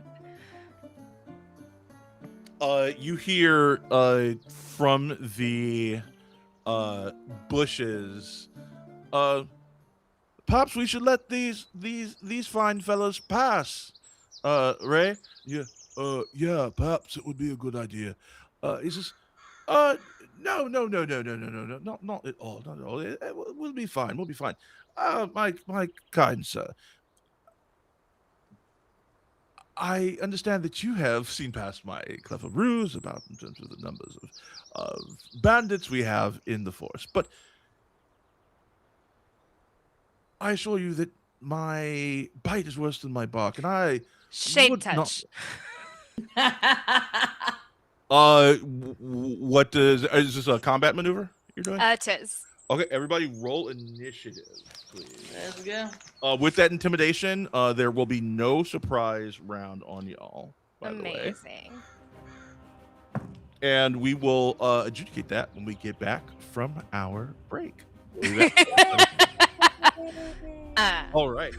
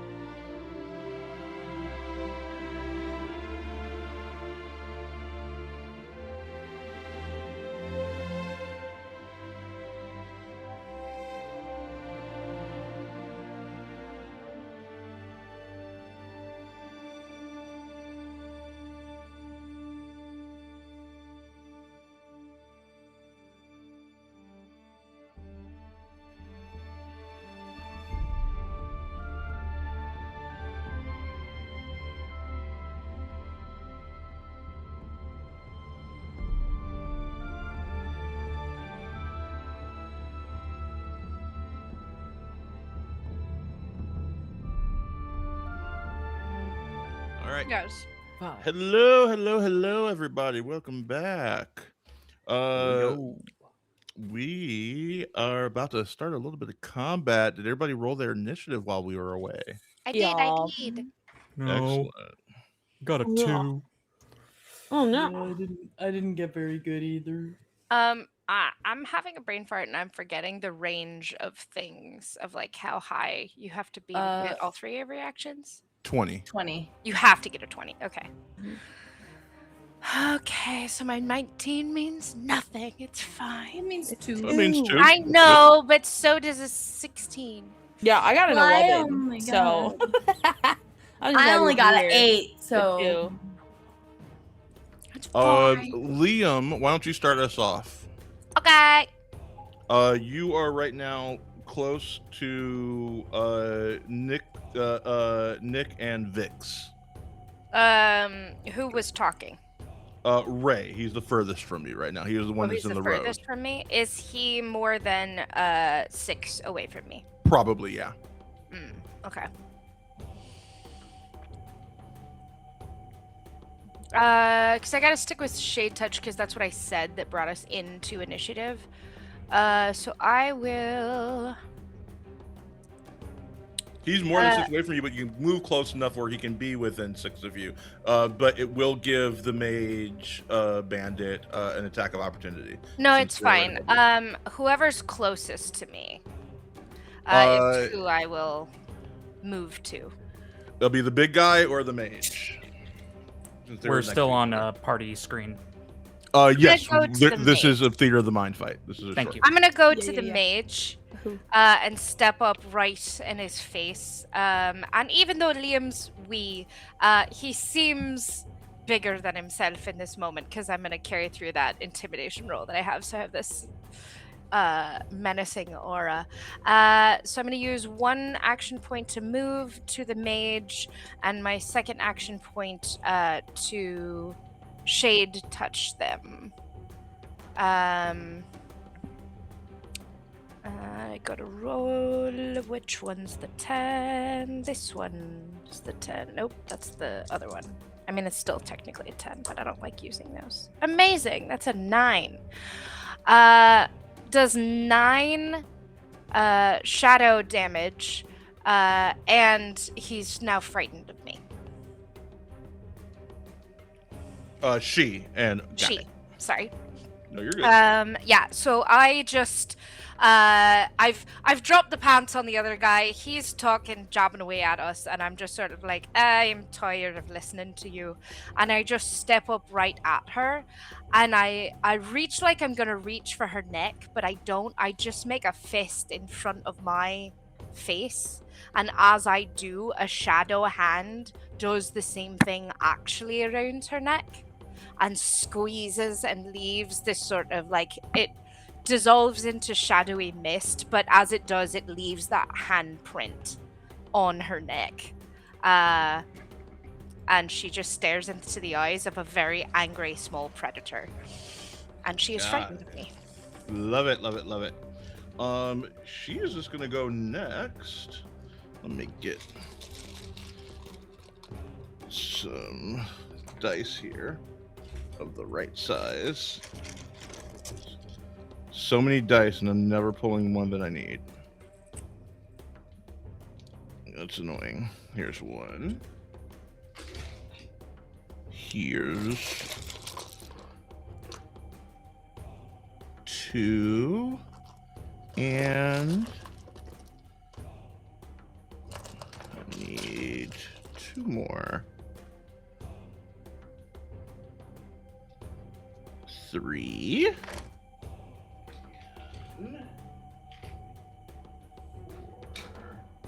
4. There we go. Okay.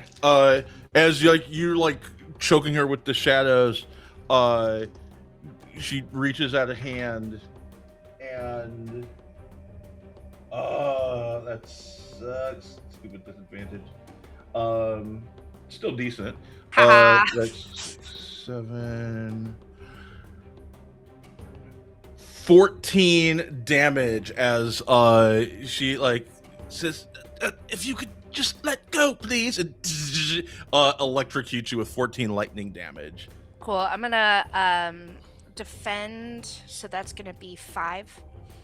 5 lightning damage. It also arcs off of you and bounces towards who's in the back of the wagon right now. That'd be Zach. It's gonna ravage the back of the wagon, and you are also going to take 14 lightning damage, Zach. Ow! And that is her turn. Is like you're like choking her, and she's electrocuting you. Y'all are gonna go back and forth with each other. So she just cast Arc Lightning. Cool, good. I think because I'm touching her, I'm flavoring it that way of like that she's grounding me a bit from the lightning, so it doesn't do as much damage as she thought it was gonna do. Nice. Okay. It goes to Twyla. Okie dokie. I think I want to. So there's the big one. There's a big one, a little one, and a mage. Yes. So the closest one to you right now is the one right in front of you, who's Ray. That's the one who's in front of the wagon and yes, in the road. The charismatic one. Pantsless Ray, the fox wonder. And Ray is the littler The one. well endowed. Yes, Ray the the big well one? endowed. Well, depends on what you're talking about, but he is of normal size. His Everywhere spot. Okay, so he's not the big one. I almost of the spat group. tea all over my keyboard. Oh.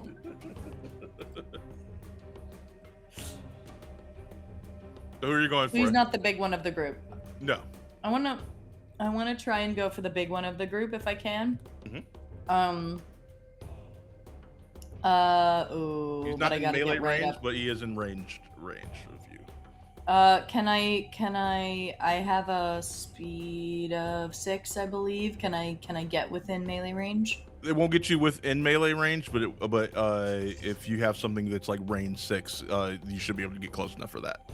Yeah, the thing I was thinking of is range 1, so I can't use that. That's fine. I will instead use range 12. Ice Lance.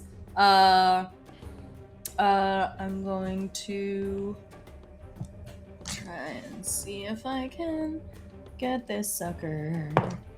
Ooh, that blowed up. Nice. Oh, and this is a medium armor, so don't put any pluses on it. Just the dice damage. There aren't any anyway. So that is 9 cold damage, and he is slowed. Okay, and that's good because he's running towards y'all right now too. So as you do that, starts to slow down a bit. Nice. That was 9 that's my damage. You turn. said. Yes. Okay. Cool. That is going to keep him from getting to you until his next turn. So I'm going to say let's just go to Sulai. All right. How far is Ray from me? Because I know you said Ray was. Ray in is the road. one that's closest to y'all, so you would be quite close to him because you just chopped the tree and he just wanted to jump down in front of you. What is the range, I guess, then, from me to Ray right now? Probably 3 or 4. Okay. What is my range for my battle axe? I realize I don't have that information on my character sheet. If there is a range, it would be on the card that I sent you that has the information. Do you not have that? No, for my battle axe, not my Vamatua, because that's a true range. I'm not looking at it. I would need a minute to find that's totally fine. Just give me a second here. Soft ask just in the future if we need that. Let me know ahead of time. So Yep, absolutely. But yeah, give me a second.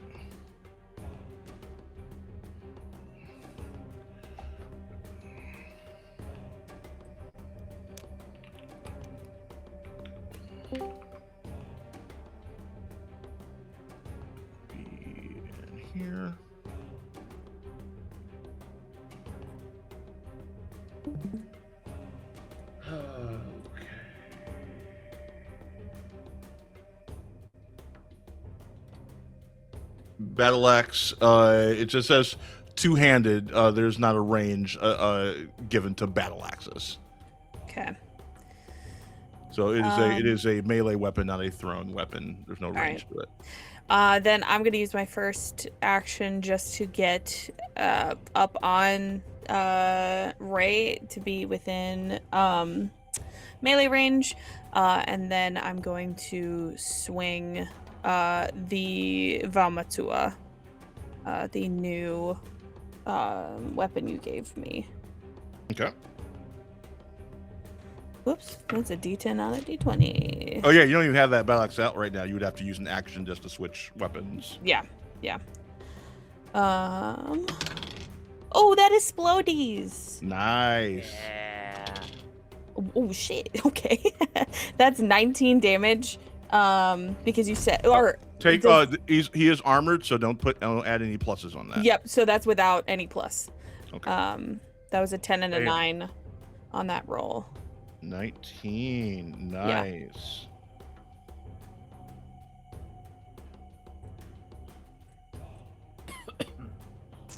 And then that ends my turn.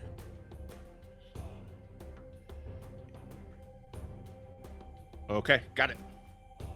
Okay, cool. It is his turn. You rock his shit. He goes, oh god. Okay, that is well done. Allow me to retort. And as he begins to kind of pulls out a rapier and begins to twirl around you and hits you. First one is for 5 damage. We're fighting Gilderoy Lockhart, like. And the second one is another 5 damage. So it's 10. Are you? You're not defending these? Nah, I'm good. Okay. Cool. And that one exploded. I didn't bother. I am using the ancestry bonus, Strength of Stone. Please re-roll that crit.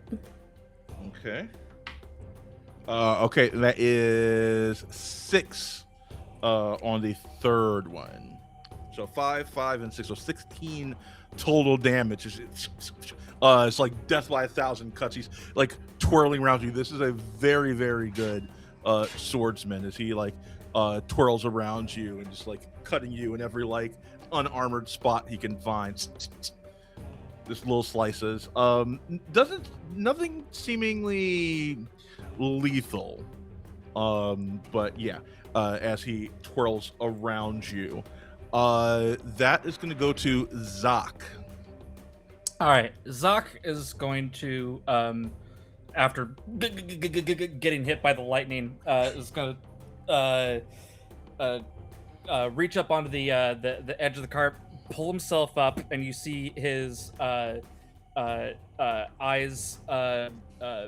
flash with a light, and you see 2 brown and white wings flare out behind him as Luce jumps out from behind the wagon.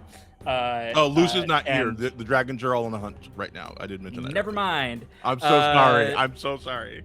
It was really cool sounding. That was so cool sounding. I'm so sorry I had to do that to you. Fine. In that case, he's going to hoist himself up on the edge of the cart, look at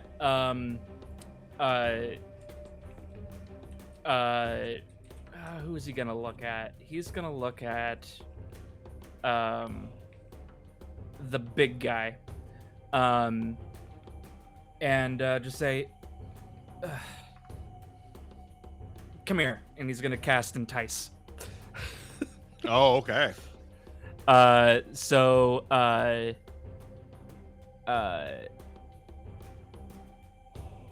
get to roll a d4.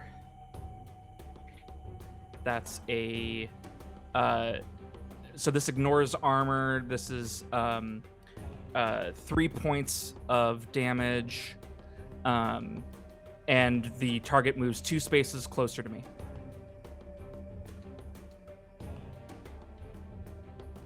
Okay. That's my turn. Beautiful, beautiful, beautiful. That is your turn. Let's go.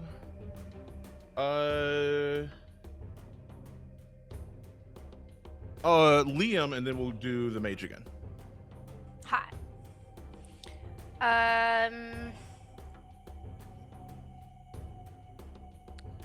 I'm going to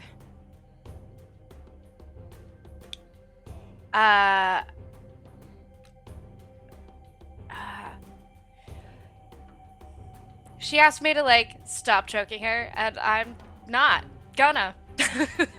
I'm just gonna like the lightning hit me, and my fur's all poofed out, and I'm just gonna keep that hair there, a hand there, and squeeze a little harder. This time I'm going to use a withering curse. Because it crits on a 9 or 10 against somebody who's frightened of me. So maybe we'll explode. Who knows? Almost an 8.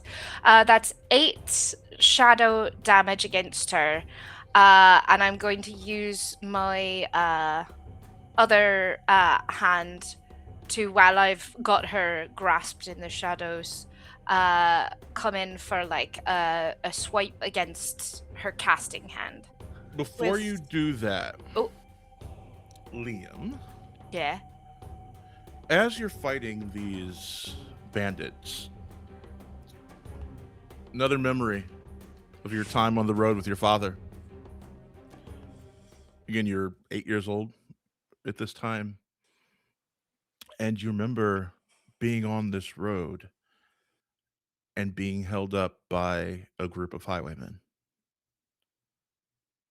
What do you think goes through Liam's head? It's just you and your father. You're both riding on Sable, your father's dire cat, and you hear, "Stand and deliver!" Is you are heading down the road, and you feel your father, every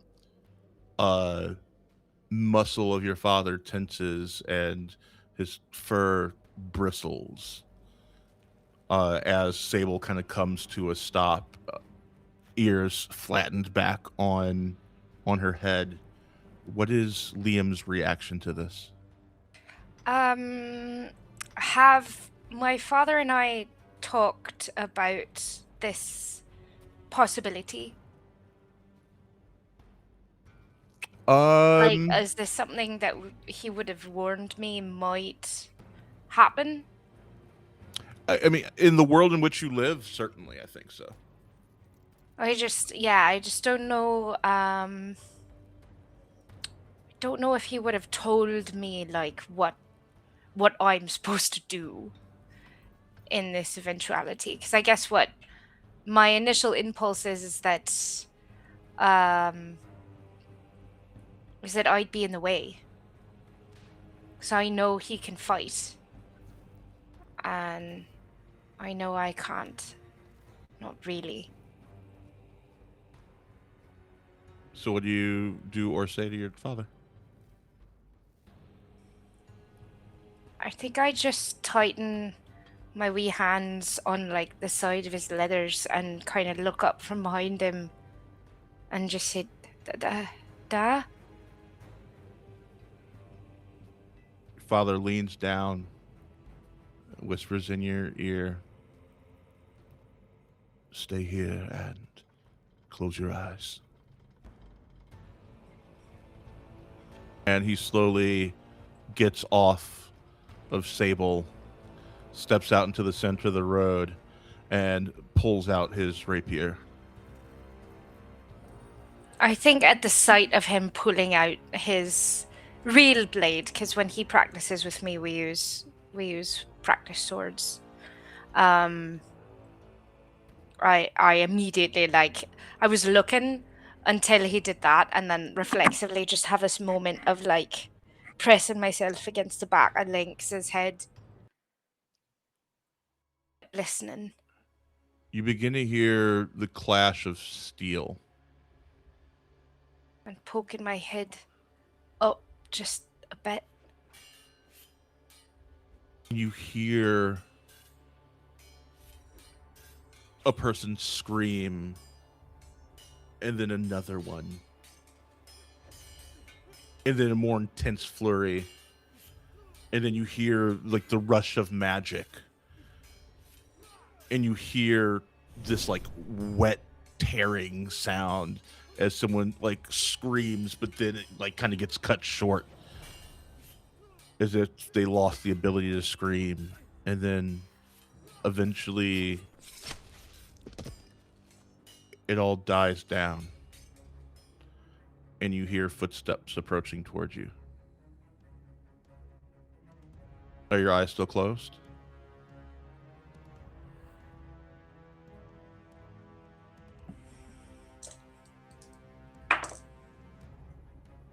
No. As you open your eyes, you see your father grimly approaching, covered in blood and viscera, wiping his sword and resheathing it as he hops back onto Sable. And you see the death all around you. It's 3 or 4 foxkin. And he urges Sable to move on. Doesn't say a word, just hops on and starts traveling down the road. Why did they do that? I thought we're on the road. Aye. We're close.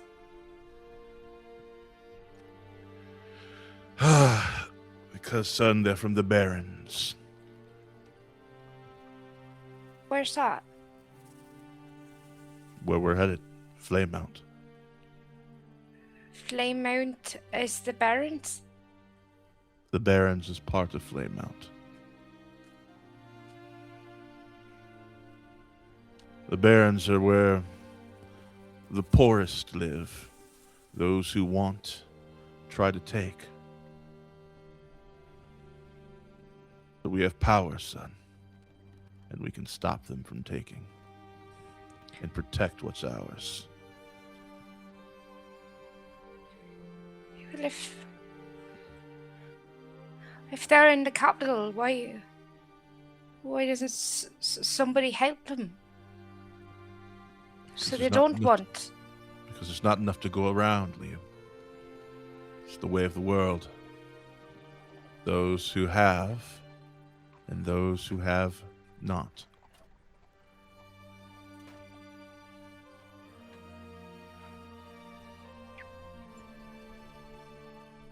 My advice to you is if you're ever on this road without me, do not hesitate to end their lives. They are worthless. They just want to take what's yours. I think I see the last one of them fading along the road as we pass. And just eyes open, with blood still moving. And he just looks like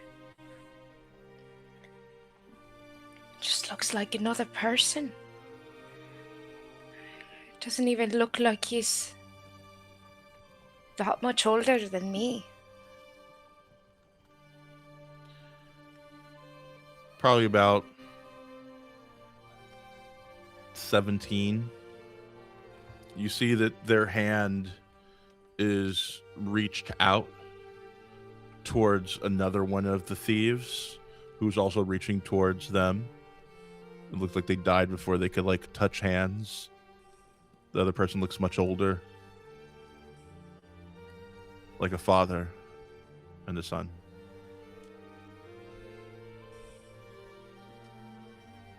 And just... I try to hug my father closer, and my hand slips on some of the blood. And I try to rub it off, but I just end up getting it all over my hands. I think your father says under his breath, never really comes off.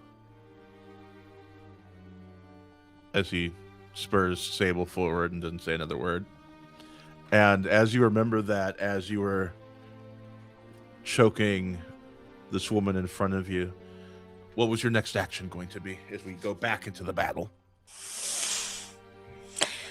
Well...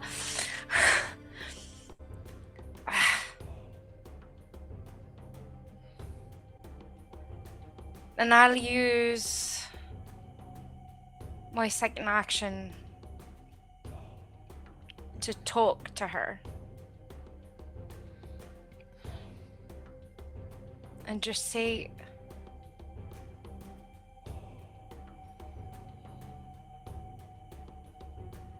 There's been enough blood spilled on these roads. I'll not have there be more unless you force my hand.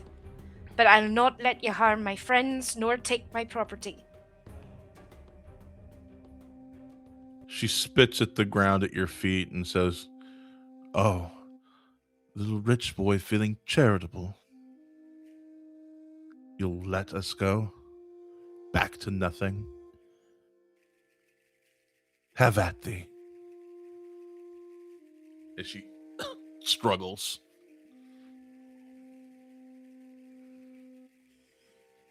Was that my action to talk to her? No, you can still do another action.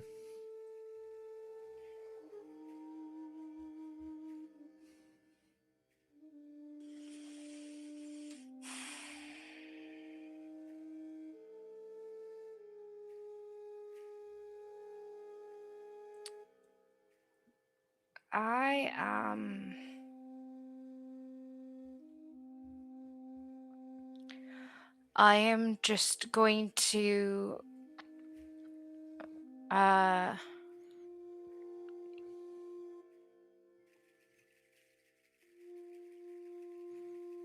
gonna say I'm just a person and so are you, and then shout stand down in like dad voice and use commanding presence.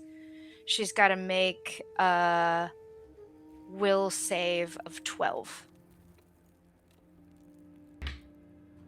That's a natural 20. Fuck.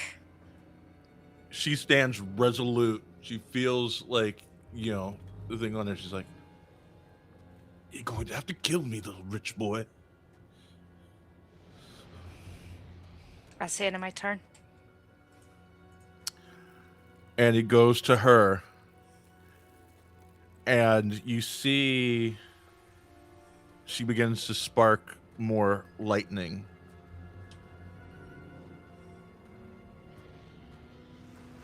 Roll me a perception check, Liam.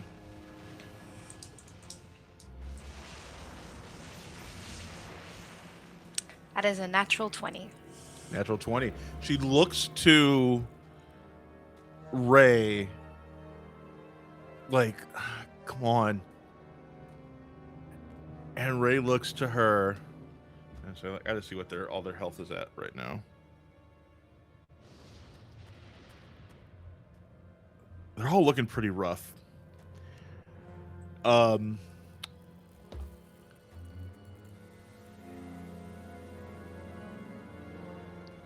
Ray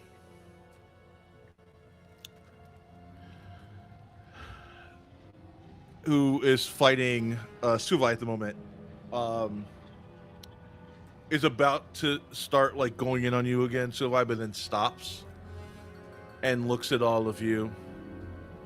And he's bleeding from his head. You've knocked off his hat. He looks around and says, "It's quite a bounty on my head. Perhaps you let my compatriots go, and you take me in to Flame Mount with the promise, of course, that My friends will cause no more trouble on the road. I think that's a good deal. With that natural 20 perception check, do I think he's telling the truth? He then turns his sword around and hands it pommel first to Suavai and puts his hands up. No tricks, and you believe him. A natural 20.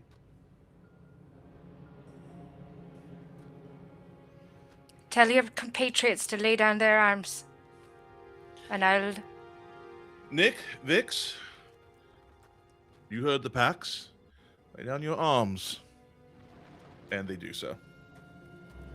Does Hereflight stand down?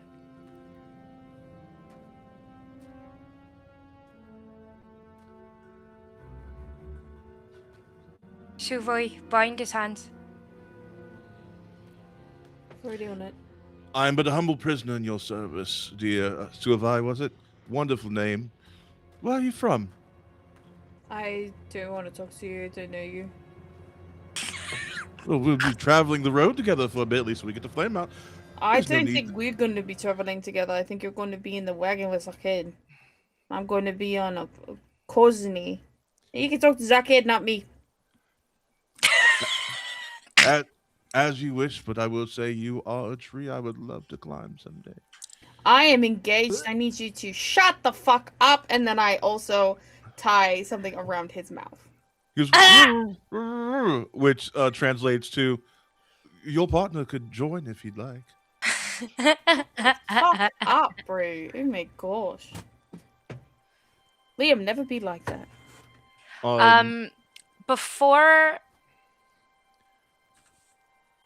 Before Ray, or not Ray, Vix. Vix is the one that was near me. Was the mage. Mm-hmm.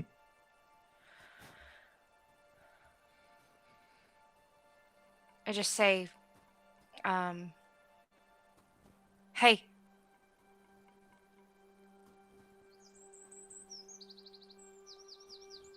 Yes.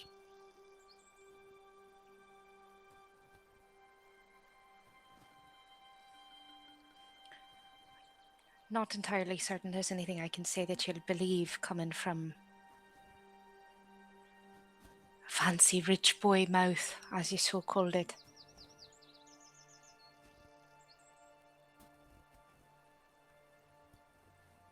But not everyone's as bad as you think.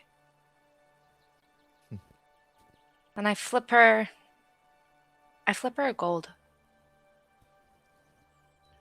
She catches it and looks at you and says, my father was killed by someone who looks just like you, and tosses the coin at your feet and says, keep your money. Let's go, Nick. And Nick tips his hat and says, sorry for the inconvenience. We'll be on our way. As Nick and Vix leave. And Ray looks at all you.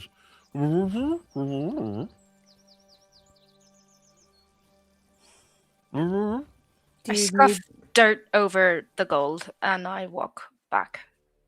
Do you want me to take the thing off his mouth? I just don't want him to. I don't want to listen to him talk anymore.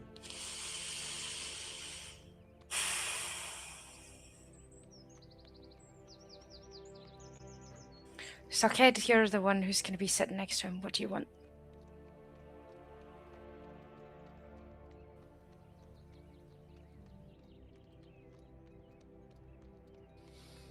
I'm gonna play D&D about it. Sure. Yeah, I can. I'll take it off. It's fine. And you hop in the wagon and... You're muted there, Sue. I was just gonna say that I just pick up Ray and throw them into the back of the wagon. Oh. All yours. Well, that was certainly unpleasant. Oh, hello, I don't believe we've been introduced. Do you know that tall woman out there? I do, yeah. She's a good friend. How good of a friend? She quite literally died and came back to life for me and my friends. So, pretty good. I see. Wink, wink, nudge, nudge, say no more. Well, my name is Ray. It's a pleasure to meet you. I'll be your prisoner for the rest of your journey. Charmed. I'm sure. And what about the one with the horns? Are you...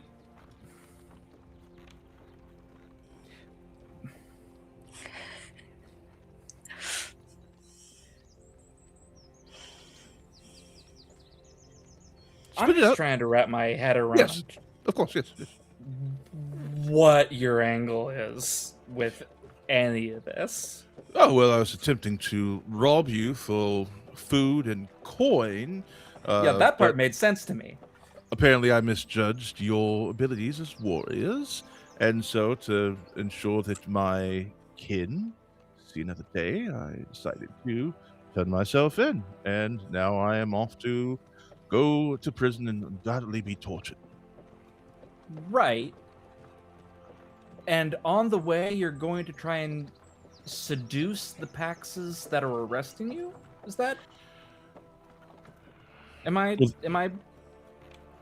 off base here? Well, they are attractive, and I mean, I am going to not be a free man soon, so might as well, look for love in all the wrong places, as it were. You picked literally the most wrong places you could possibly pick. Yes. So, this is true, but I guess good job. In my defense, the wrong places usually are the most fun. All right. Well, I just want to manage expectations here that none of that's happening.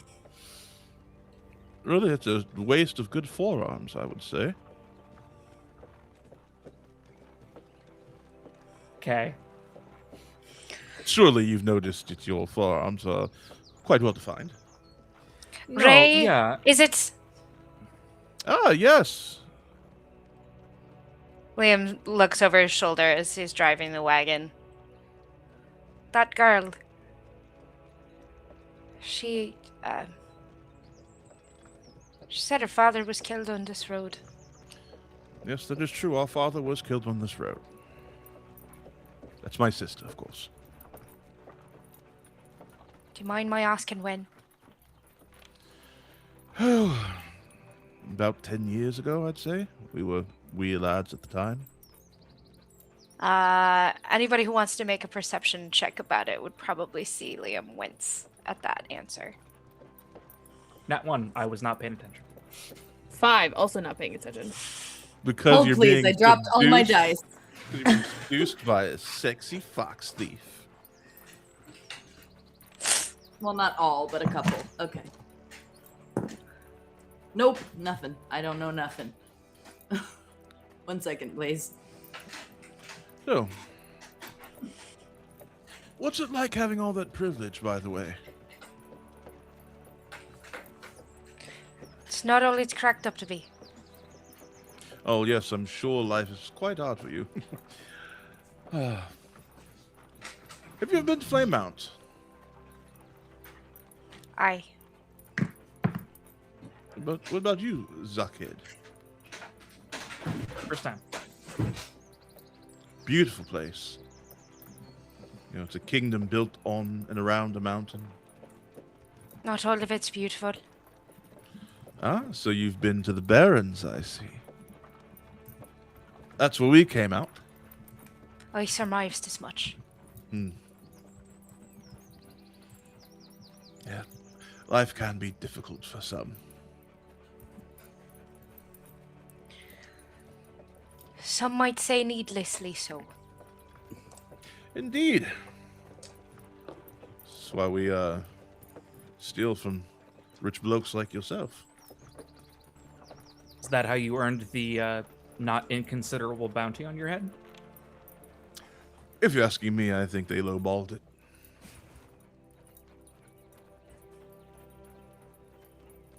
I've been in jail before. I'll be in jail again. It's the way of the world. I suppose it is. Do you have to be so angry? I mean, the fight was minutes ago. Is he talking to me? To both of you.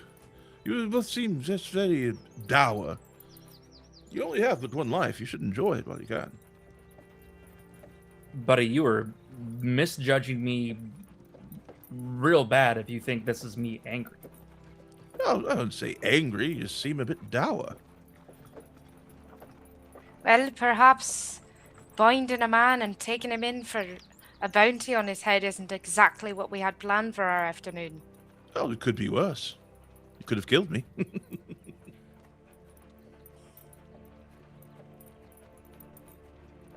Yeah, I could have. But you didn't. Why is that? You know, the bounty is dead or alive. I could try to escape at any moment. You never know. Of course, I did give you my word. And my word is my bond.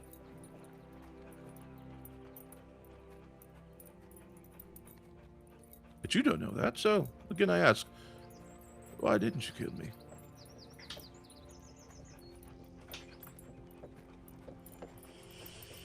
It seemed a waste.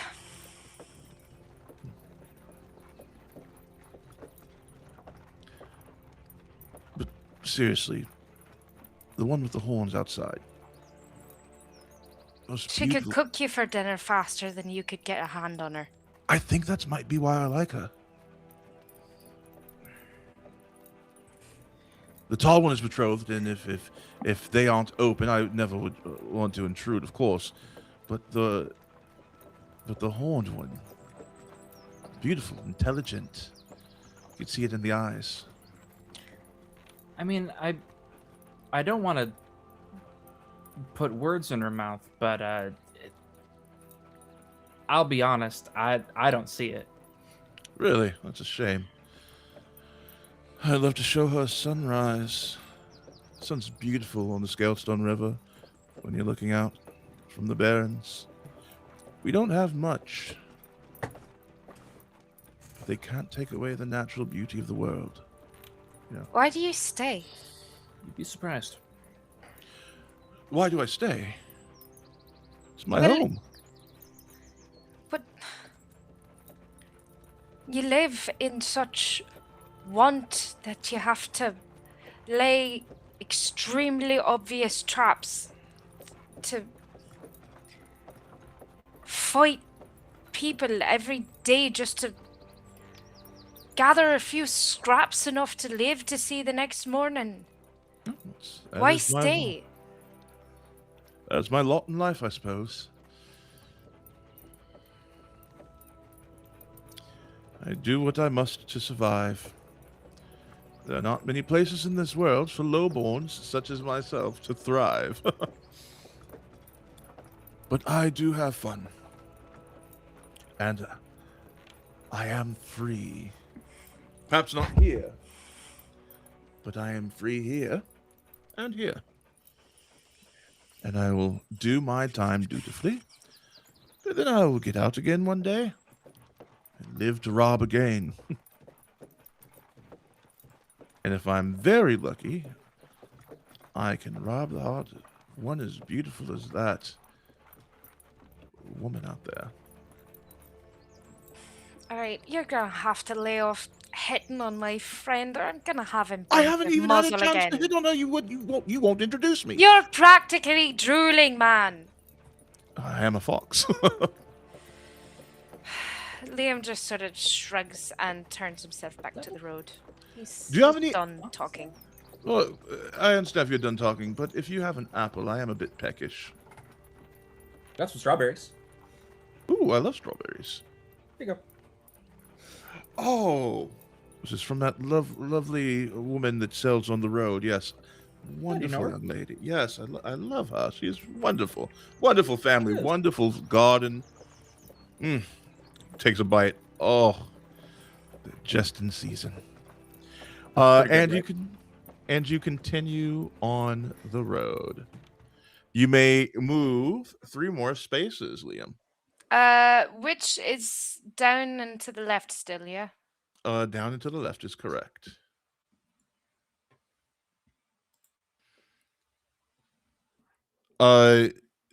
Sun's starting to get a little low in the sky. It's a little past lunch. Probably a good place to stop for lunch. It's a pretty well populated area. You see more and more people traveling the road now. You can tell, like, oh, we're getting really close to Flameout. So you can stop for lunch, or you can push through and just head straight there. But this will be your last chance to stop before you reach the city.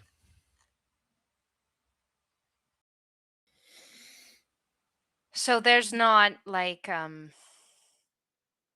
we're reaching the city today. You are literally on the letters of Flameout right now. You are very, very close. Unless you want to hold back another day, which you certainly can if you'd like.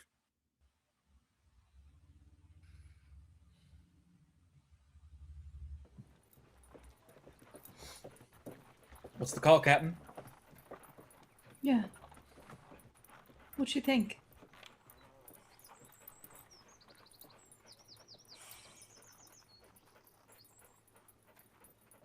You all right, Liam? Yeah, let's get out of this heat. We don't want Suckhead to overextend himself. We can have some lunch. Sounds good. I wouldn't think that's a smashing idea.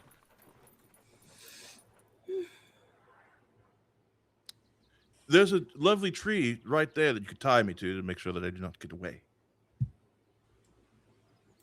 I gave you my word that I would not run away, so just suggesting. Does anyone else feel a little weird about all this? This arresting someone? I mean, I know he tried to rob us, but I don't know. It feels like weird. I assume are you from? Where are you from, sir? If you don't I'm mind from my where asking. you are headed, Flame Mountain. May I say, madam, that you look absolutely lovely today. Thank you. You're quite welcome. Right. Yes, I was born and raised in the Barrens of Flame Mountain. The Barrens. Also, if you want to cool your friend off, I would suggest taking a rag, wetting it, and putting it on his neck, not on his forehead. Yes. Do I know about the Barrens?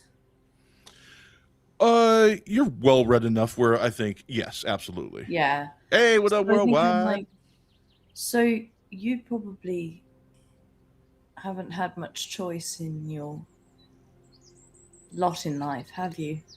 I wasn't there for that whole conversation in the wagon, so I'm kind of catching up. Oh, yeah, I suppose not. You know, we in the Barrens we scrape by however we can. However, what's that to a pax like yourself? Don't you have a what's the word? An oath that you must Well, uphold? yes, but part of that oath is offering our strength to those who need it. Yes, but you must also uphold the law of the land. Quite a predicament you are in. Well, we've already. You've caught a criminal. Yes, what I mean to say is we've already come up against a certain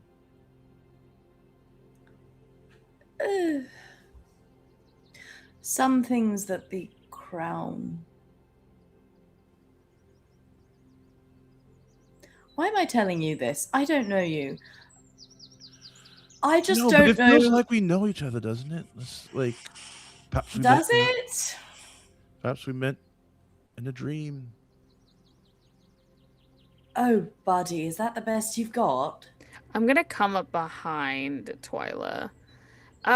Do you want to talk about this away from this person? Maybe. But I Maybe, do want yeah. to say, Twyla, I do want to say that I'm also kind of in the boat of I don't like this feeling of arresting somebody. I just don't. I think maybe what we need to do is let's go talk. Let's go talk somewhere else. Yes. Oh, God forbid they get my opinion.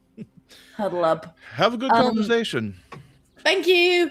Thanks, bye. I think maybe we're getting this great opportunity to go to Flame Mount and talk to the king, maybe.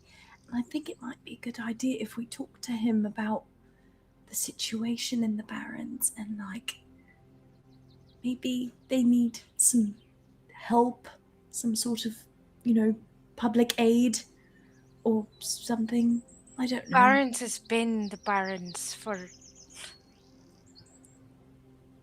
don't know, since there was a flame mount.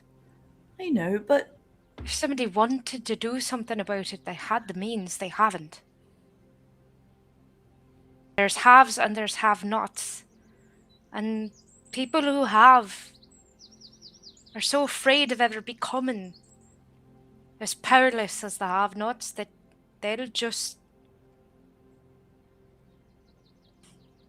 my mother's not drown afraid. themselves in gold. My mother's not afraid. Hey, I'm not saying it's not worth a shot. I think maybe we're Paxers now. We're riders, and we've got some power. And I think maybe it might be worth at least mentioning that the crime in the Barrens perhaps could be managed if we just gave them something to eat. Or gave them something to do so that they can earn a living, made some sort of sustainable change, some sort of, I'm not really an economics person, but there's got to be a way, right? Industry, some sort of, communal situation. It's worth the conversation, at least. Yeah. Oh, I can add that to the list of things to talk to the Great Worm about. Sure. It's funny that you speak about my neighborhood without me or any representative, really, of that area. Sir, we will talk to you about it, but frankly, you've been trying to get in my pants, and that doesn't really make me want to talk to you about anything serious. Told you. Well, just saying. I don't see why the two things have to be mutually exclusive, really. But well, if you would just not, then we could have a serious discussion. But as long as you're doing that, I can't take you seriously. I'm sorry. So, coming back to the conversation you were having about feeling uncomfortable arresting people.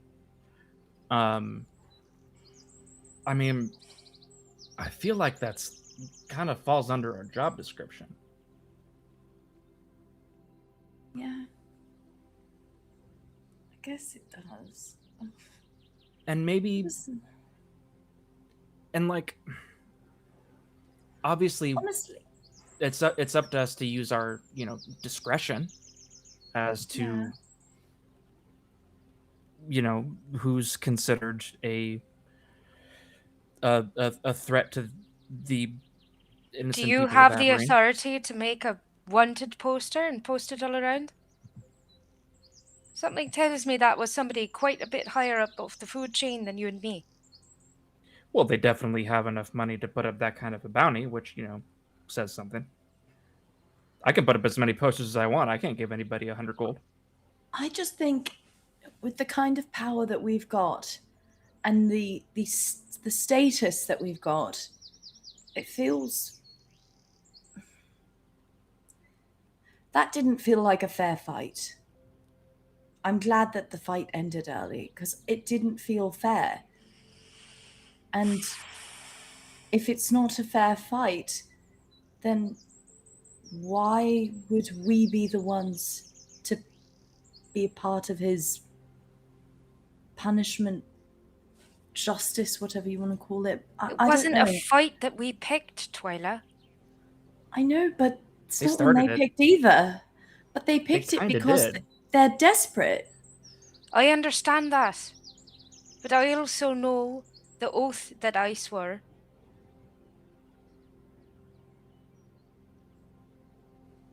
Yeah, I don't know. I can't, in good conscience, just let this man go. All right. Even if I want to. Okay. That's fair. Ray. Yes. Hello. Seeing as you've not tried to hit on me yet, perhaps you and I can have a real conversation. I could hit What on would if you you'd do? like. I hadn't really thought of it. Not really my type. A little too short. Not No like offense. that. What would you do about the Barons? What would I do about actually them? help? I don't know that I am equipped to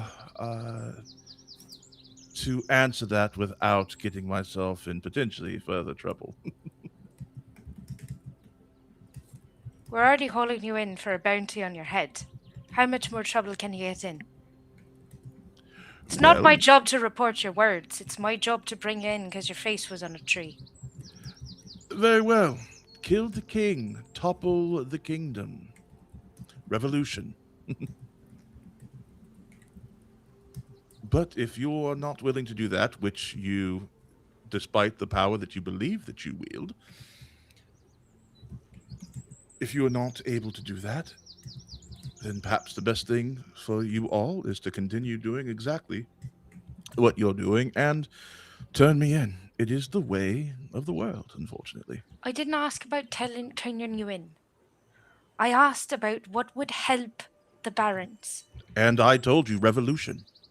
That's the only thing that can do it, is toppling an entire regime. There's What else have nothing else incremental that might make things better for people in the meantime.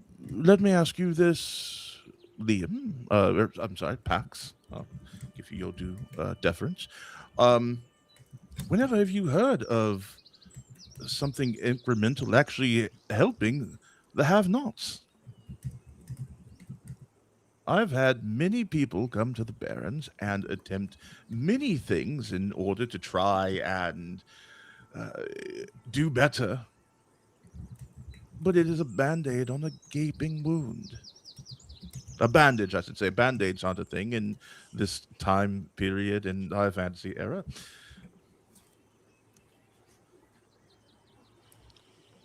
So, turn me in and continue to climb the ladder. And when you get powerful enough, kill those that would put their foots on the necks of those that do not have.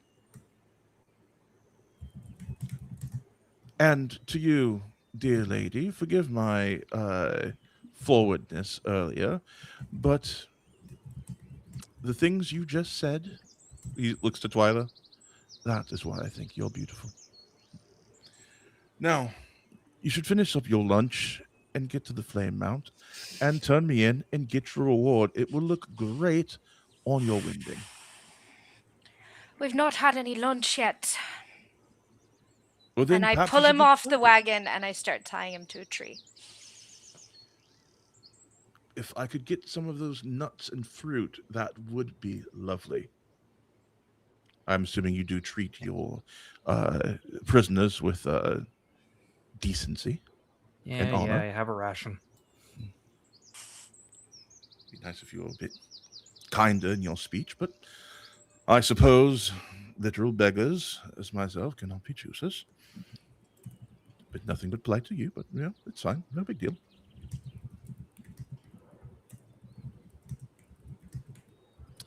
Tough crowd.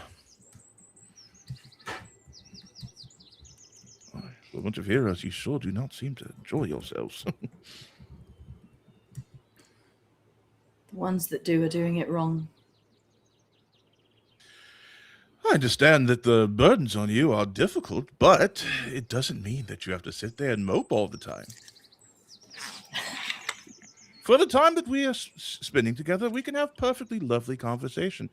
For instance, I noticed that you carry a lot of books with you. Are you a fan of literature? Yes, I am. Are you? I am. Might have guessed from your vocabulary.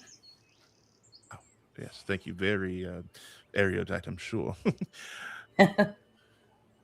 Did you sneak into the Urbis Opus when you were a child or something? Nearly daily. Taught myself a great many things, learned about fairy tales and adventures and heroes and swashbucklers. Twyla tries to hide a little like sparkle in her eye when he says fairy tales and swashbucklers. She's like, those are my favorites. All right, he rolled a very high perception check there. He kind of smiles. He says, "What are some of your favorite fairy tales, Twyla?" I don't know. You know, the Pax Twyla. Oh yes, Pax Twyla. Pardon? Apologies for the. Your friend was pointing out that I was not. Sorry, giving I had you an honorific stuck in my throat. I don't. proper That's respect. not. You don't have to. That's No. I am, of course, weird. beneath you, and I should use your title. So I don't like the beneath thing. No, my parents didn't believe in all that. No one's beneath anyone. You are a person, and I am a person, and we're the same. It's fine. I liked a lot of fairy tales and stories growing up, particularly the adventure ones. as did I. My parents actually worked at the Urbis Opus, so I was very lucky. Got to spend a lot of time there. Daughter of librarians. Yes. Lovely. Have you ever read any of the those books of fiction, the Mythhaven tales? Yes. Yes, Yeah, I have. My favorite was Hester and Kendra, two foxkin that fell in love and helped change the world. Yeah, that's my favorite one. That's my favorite one.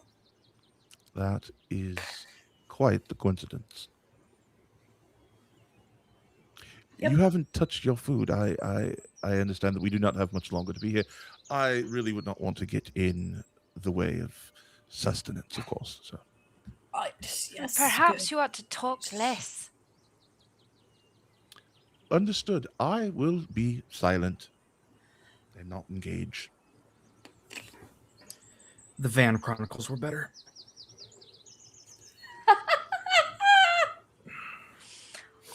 As lunch comes to a close, Liam makes no move to untie him from the tree.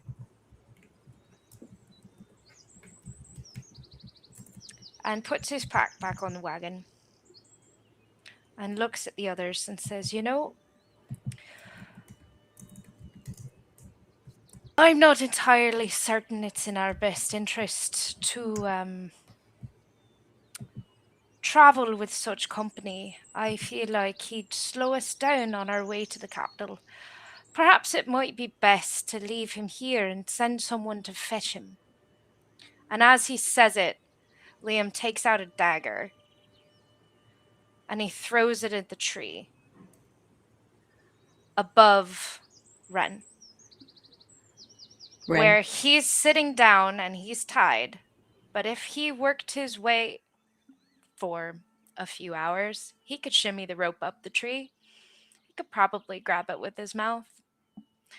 And what he chooses to do from there is his own business. I don't say any of this out loud. I just leave it there. He looks to you and says, "That's not really a good idea. If you leave me, I'll just rob again. Perhaps hurt someone next time. And you would be breaking your oath." Would I? Or would a wily criminal have escaped from a young, naive Pax who just didn't know any better? I don't really care what my resume looks like.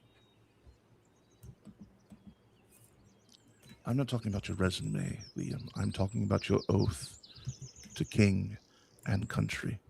What do you care of oaths? You all seem to be good people, even for those as privileged as you seem to be. I would not see you break your oath over someone like me. I highly recommend just turning me in, and I will do my time as I have done before. I look at the others.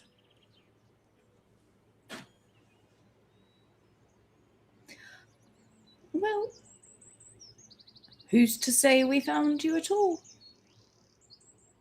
There were witnesses on the road that saw you interact with me. You will be announced when you get to Flame Mount. Word will spread. That is what the common folk do. You are bound by the rules of society just as much as I am. Why can't we make a mistake? You can make a mistake, but it will look better on your winding to say that you caught the infamous Ray of the Red Skulk.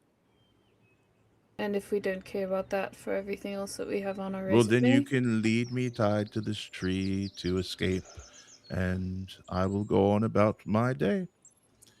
It is up to you, but I gave you my word that I would not escape, and I intend to keep it, because that is what I do.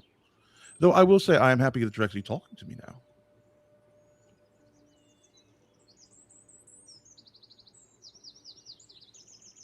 Why do you do this? Like, there is nothing in your interest for you to do this. You know what's coming. You know the torture and the pain and the suffering that you're about to endure. So why are you telling us to bring you back there? Is it because it is a stable meal? Is it because you have a roof over your head? Is it because you are surrounded by other people? Who is it, your Sound, sibling? What is it? sounds like you understand more than you led me to believe.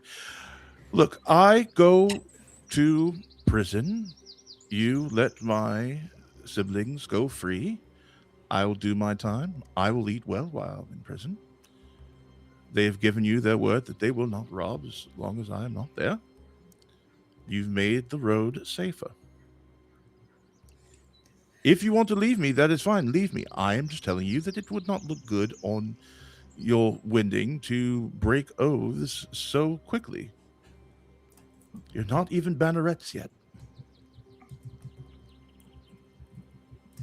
Why do you know so much about us?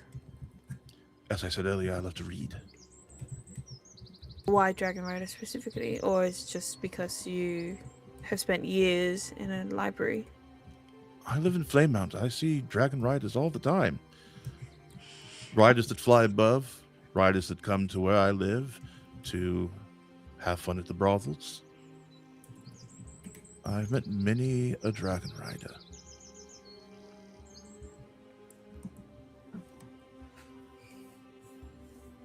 He's annoying as the hells, but he's not wrong.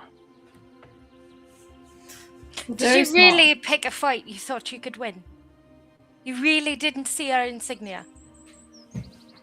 Not until we started to fight, unfortunately. Insight check. Go for it. It's a dirty 20. He seems to be telling the truth. I hate this guy. I hate him so much. He's such a fucking twat. Suvai's gonna go up to Ray and grab him by the chin. Give me contacts for the Barons that know you, and if I talk to them, they'll know that I am safe because I know who you are. Why would I do that? The same reason that you told us to kill the king and topple an empire. Oh, you plan on killing the king? Giving us tips on making our resumes nice and shiny. We have not said Or do you anything. give this speech to every PAX that you come by? We did not say anything about killing the king. We are reiterating your words. What would you do with this information, Suvai? Talk to people. I am not from here. I'm not from this land. I'm not from a giant piece of land. I'm from land surrounded by water. So, I want to know what I can do. Because we do now have barons. at home. We have family, and we have resources, or we just have people who care about others. We do not have this king that resides over all and has all these things. It's a family structure. My mum has 3 younger brothers that have no relation to us blood-wise. They're just from the island, and they lost everything. And my family stepped in. And I don't know if it's because it's the size of the continent or whatever.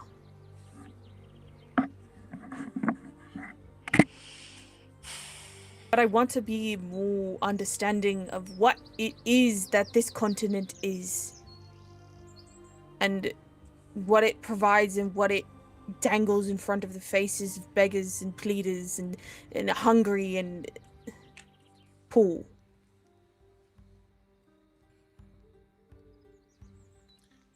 If ever you happen to find yourself in the Barrens, ask for a friend of mine named Sparrow. But be careful what you wish for. Will they put up a good fight? Are they better than you in fighting? That remains to be seen, I suppose. I appreciate it.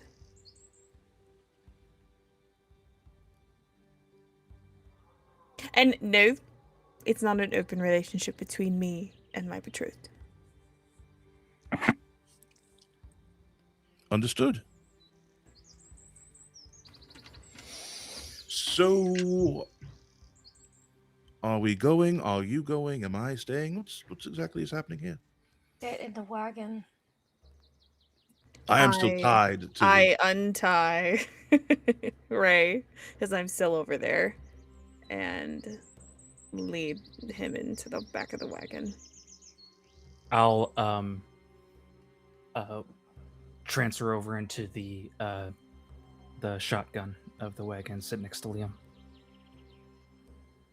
I keep the binding in front of Ray and hand him a few apples, because he said they were one of his favorites, I think. Thank you for your kindness. And he gets into the wagon without complaint. Just kind of whistles kind of softly to himself a tune from the Barrens that he learned. You occasionally hear the crunching of an apple as you continue your way, the rest of the way, to Flamemount. You may move whenever you are ready, Liam.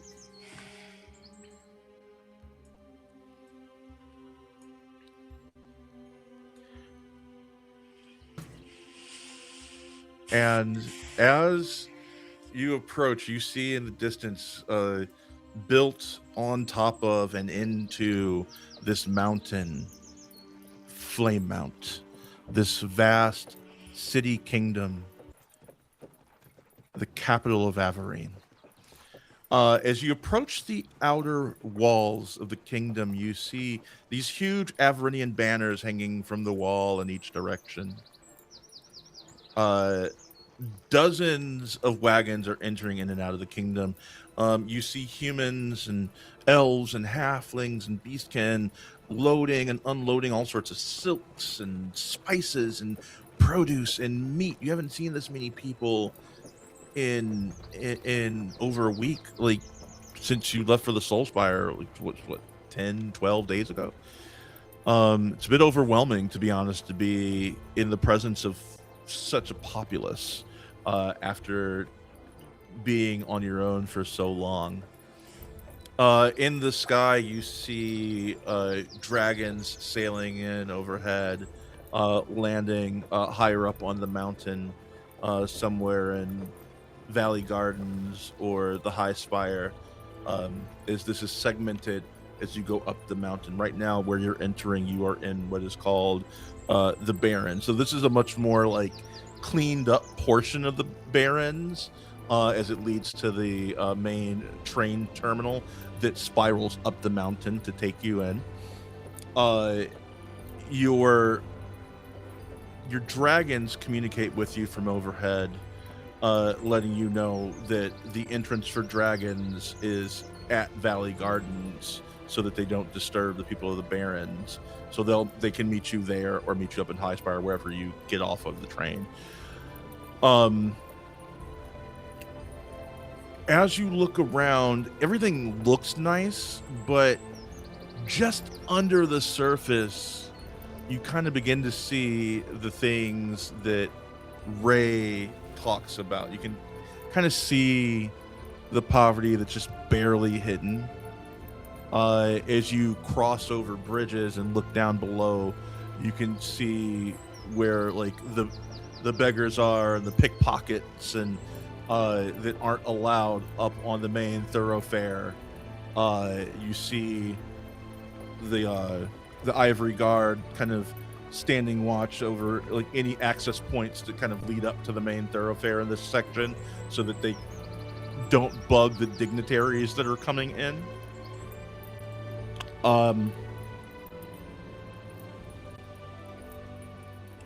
You see some children run past. They're waving little Averine banners, little streamers and things like that as they kind of run back and forth. They're like, I'm a dragon, I'm gonna win the Wyll. No, you're not, I'm gonna win the Wyll. As they're kind of chasing each other.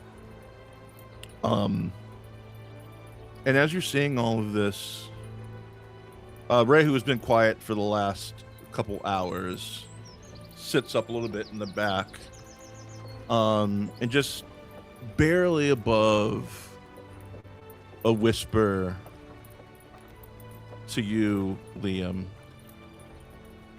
he says,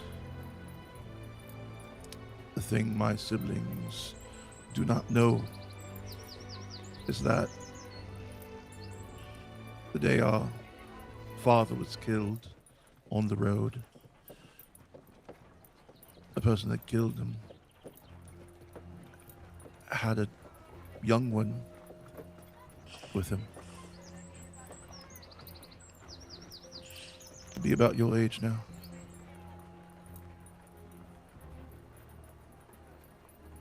What a coincidence. Do you think that young one witnessed what happened?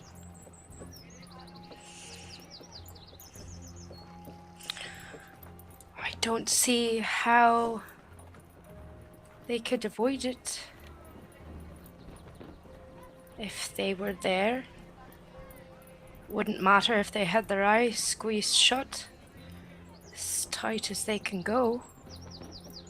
You know as well as I that a battle like that isn't silent. Aye. No. Whether seen or heard, it must have been a terribly traumatic thing for someone as young as he. If you don't mind me saying. Surely his fancy rich privilege would have protected him from feeling too much. Perhaps. I wouldn't know. And he kind of scoots back down. You get to a checkpoint, and the Ivory Guard kind of salute you as you pull up. There is a caller there who's looking through, like, pulls out this scroll and says, name? Pax Silverfoot, captain of Tessera Flight. Announcing Tessera Flight at the end of their wending. And the crowd around you cheers, Tessera Flight, Tessera Flight, Tessera Flight. As you arrive. What do you do with Ray? Where do we take you? Oh, just hand me over to the nearest ivory guard. They'll take me from there, I'm sure.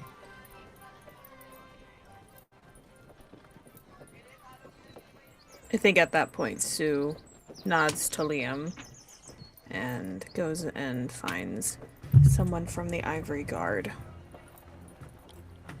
I still don't look at Ray. And I just say under my breath,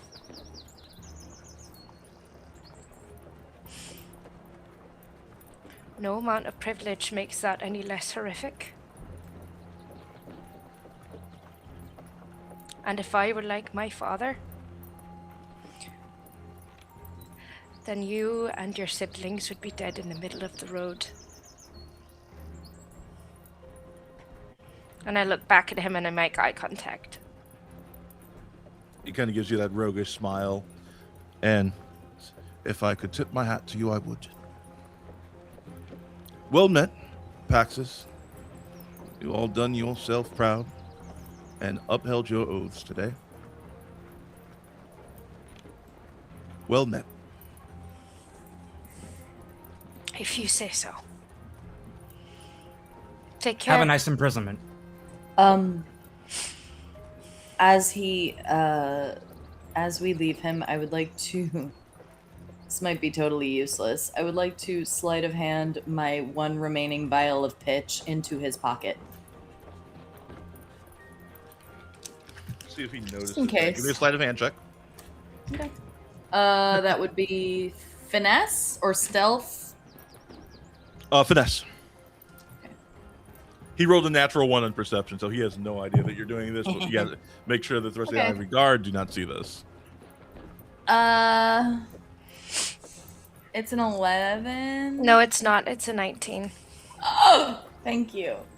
As Liam sees not what Twyla is trying to put in there, but just senses that she's trying to do him a small kindness. And just without even thinking about it, because when he thinks about it, it doesn't work. And he just looks at the closest Ivory Guard and just makes a motion like he's turning their head away. And much to his surprise, it does.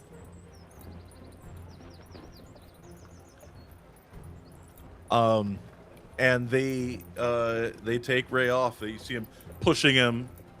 He says, "Yes, of course. I am your. There's no need to be rude about it." As they're pushing him along the way, you see a lot of the people around kind of booing the Ivory Guard as like they push him towards the prisons.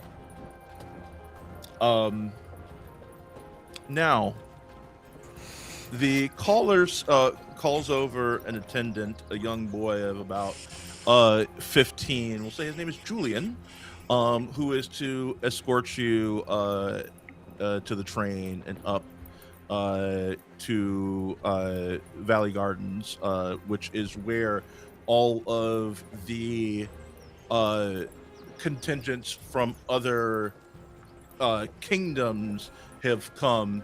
You can actually see higher up on the mountain, you can see large banners being flown. So in addition to the one specifically for Flame Mount, you see one for Sky Hera. You see many other ones, but among the ones that you notice, the highlights here, you see the Soul Spire. You see Obelux. And you see Palatea in the distance. And then there's a banner that none of you have seen before, except for Suavai. You don't really have a banner back home, but you do have symbols that mean something to you. And you can tell that this one was like not embroidered like the rest of them.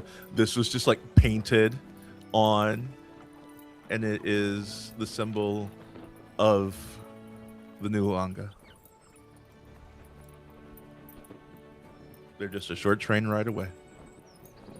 Julian says, I'm to take you whenever you're ready to the train so that you can go up to Valley Gardens. Have the other flights arrived already? Yes, I believe you're the last to arrive.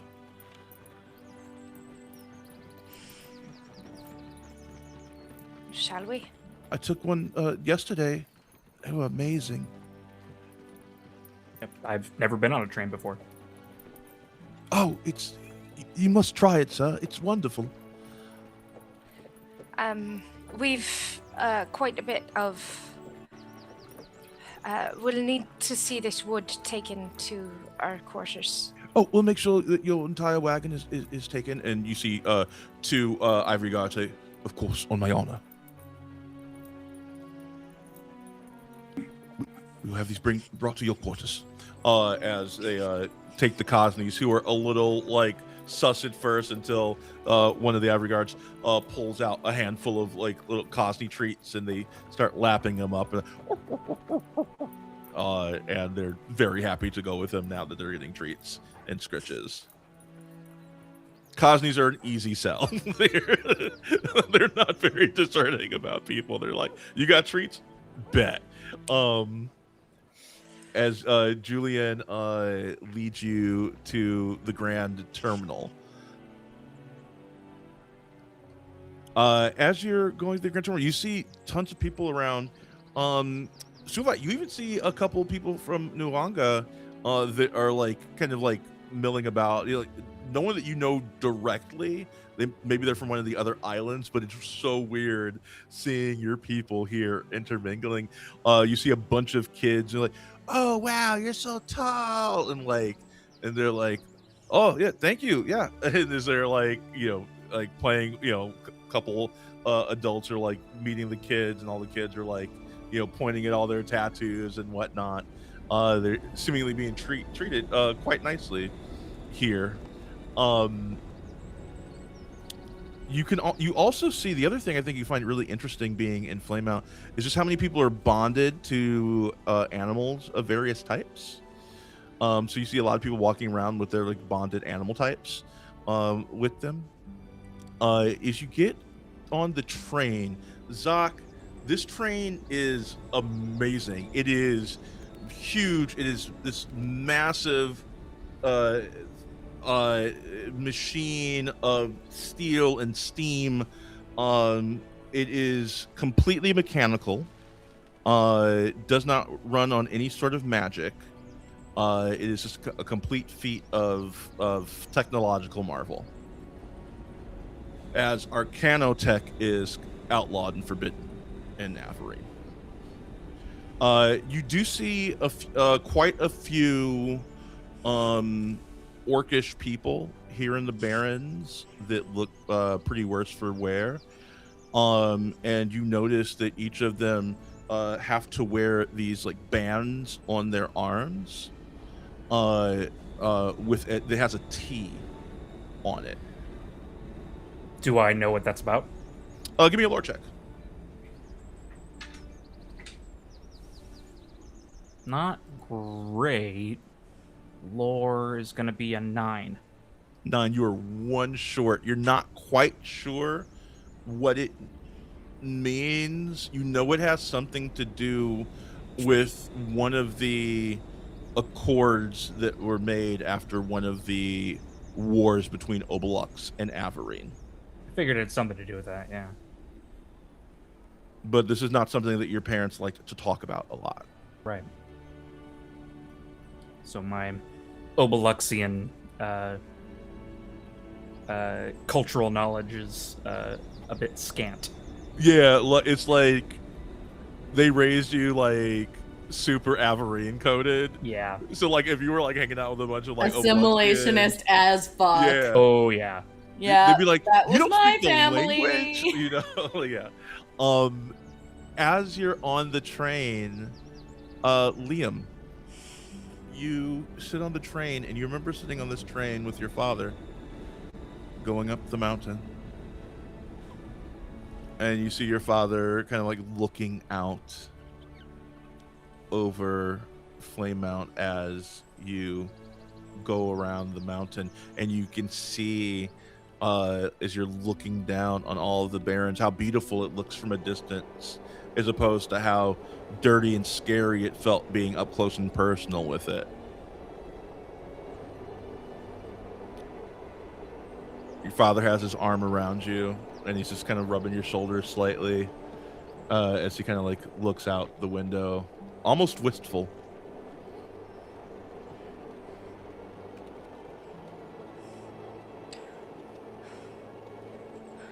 How often do you come here?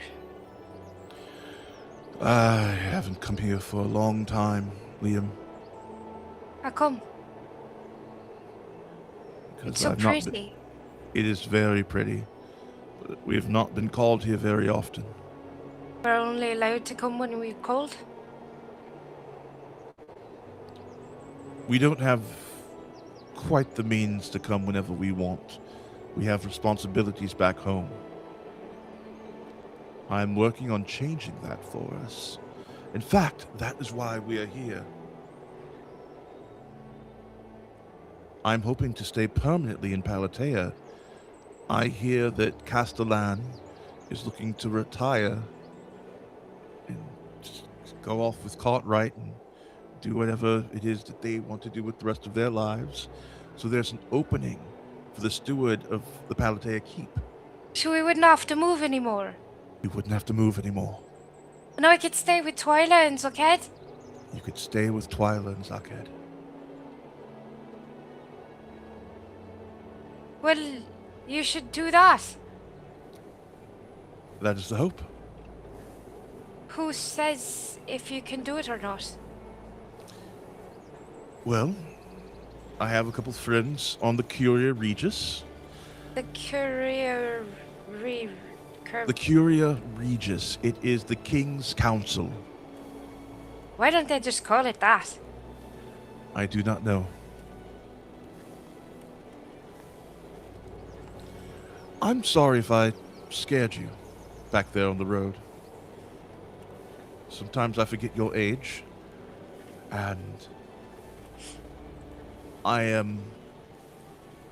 been told by your mother that I am sometimes of a singular focus. He just kind of shrinks when his dad mentions it. Did it scare you?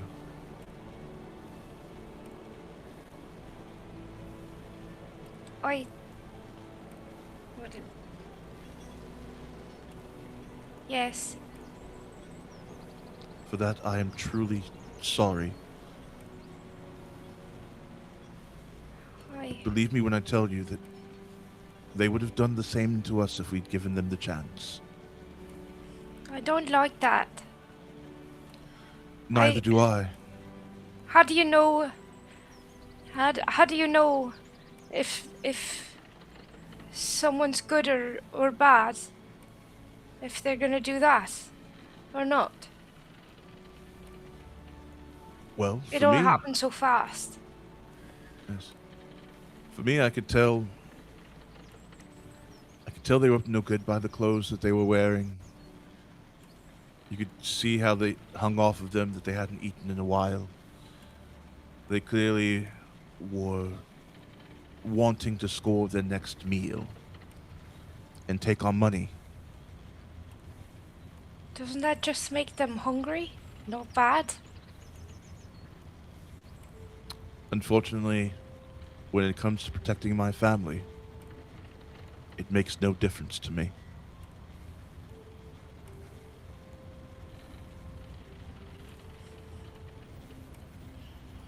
Haves and Glad have you're nots. alright. I'm your father. I will always be all right. I will always be strong for you. You promise? I promise. And I promise that one day you will be even stronger than I. I've seen it. I've seen it in a dream Liam, you are going to be a great dragon rider one day.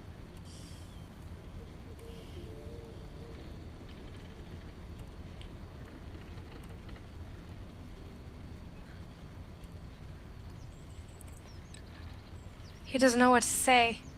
He feels small and weak.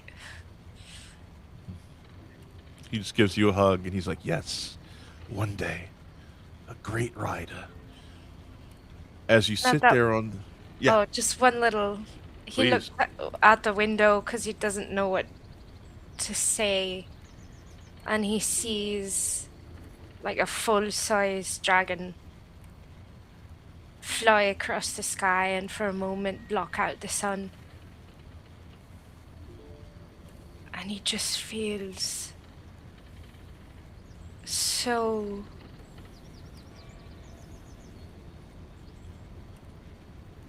utterly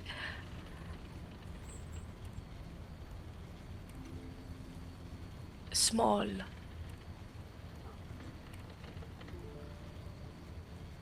And the weight of that shadow doesn't leave when the sun comes back.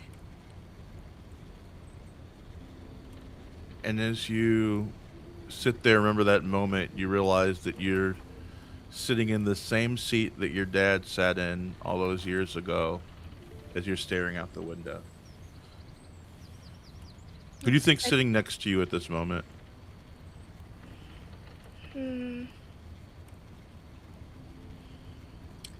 I think Sue would have had to help Zakhed manage, and she can do it the most easily.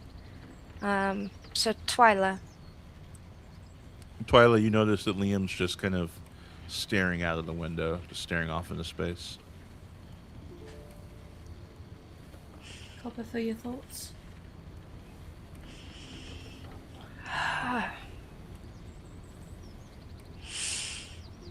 All right. You said you'd never been to Flame Mount before.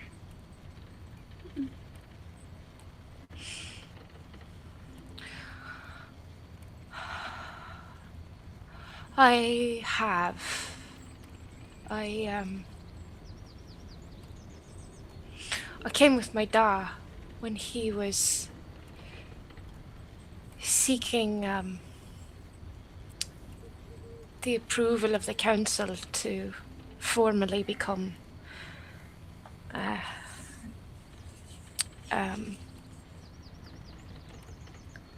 the successor of the fort at Palatea. Right.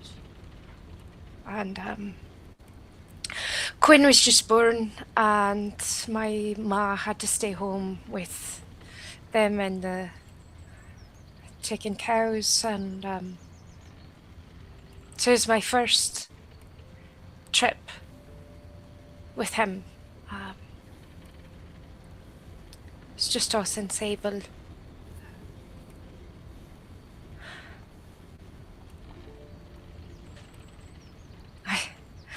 I sat in this seat. I know, 'cause I remember making that scrape right there in the paint with my claw.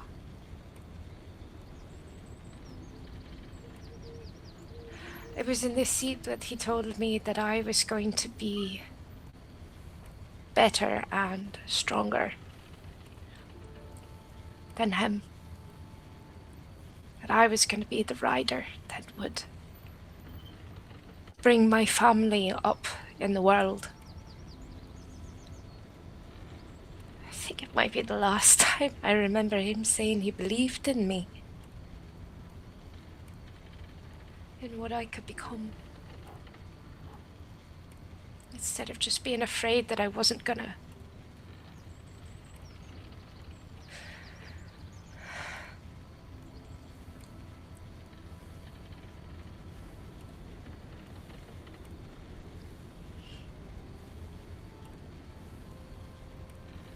He killed Ray's father. Several others. at that crossroads, we were just the two of us, and I was so afraid. I hid my face. God, I can still hear it. It's just... He sat in this seat and told me I'd be a rider, and he was still covered in the blood.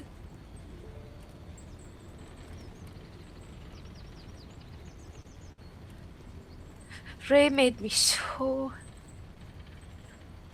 angry at what he was saying and how he was saying it, and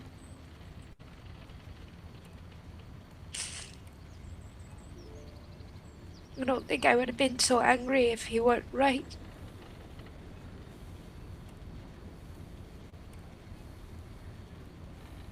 Twyla, I know we're on this train, but I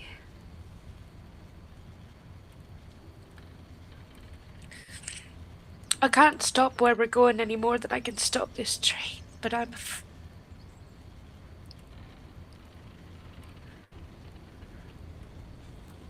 afraid.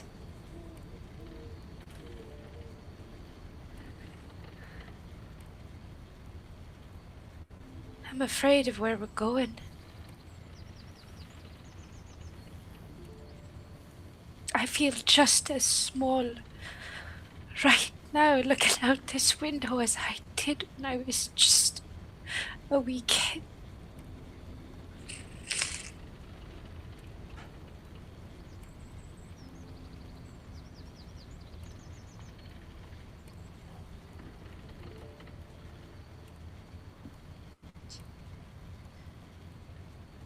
You are better than your father. And being afraid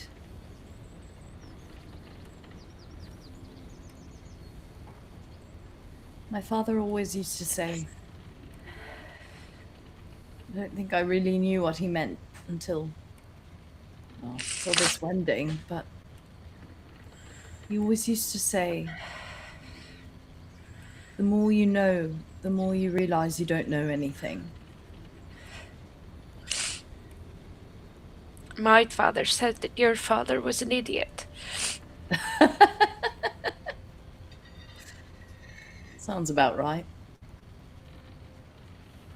But you know what? There's ambition and there's drive. And those aren't necessarily bad things. But you see the shades of grey. You see the shadows. You see the nuance. And you're afraid, I think, because you know that the path in front of us is not going to be a simple one. We're not always going to want to do what we're supposed to do. And Liam, I want you to know that I trust you completely. I don't know if that's a good idea. It is. I know it is.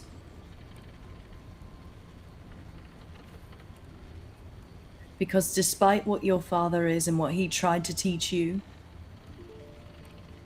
you're still feeling bad about this.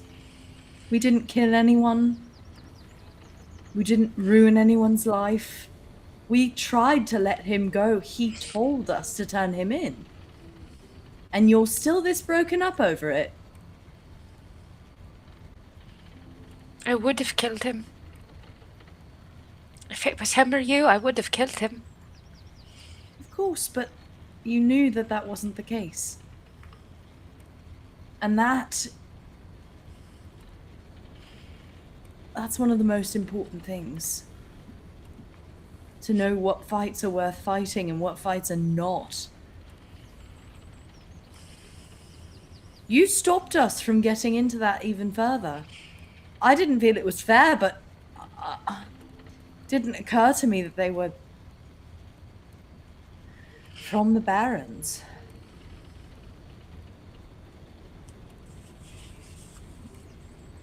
You're a good man and a good leader. You're a good friend. I'm gonna just take her hand and look out the window and see Nyx in front of the dragons as they fly above us, headed in towards the center of the city, casting shadows.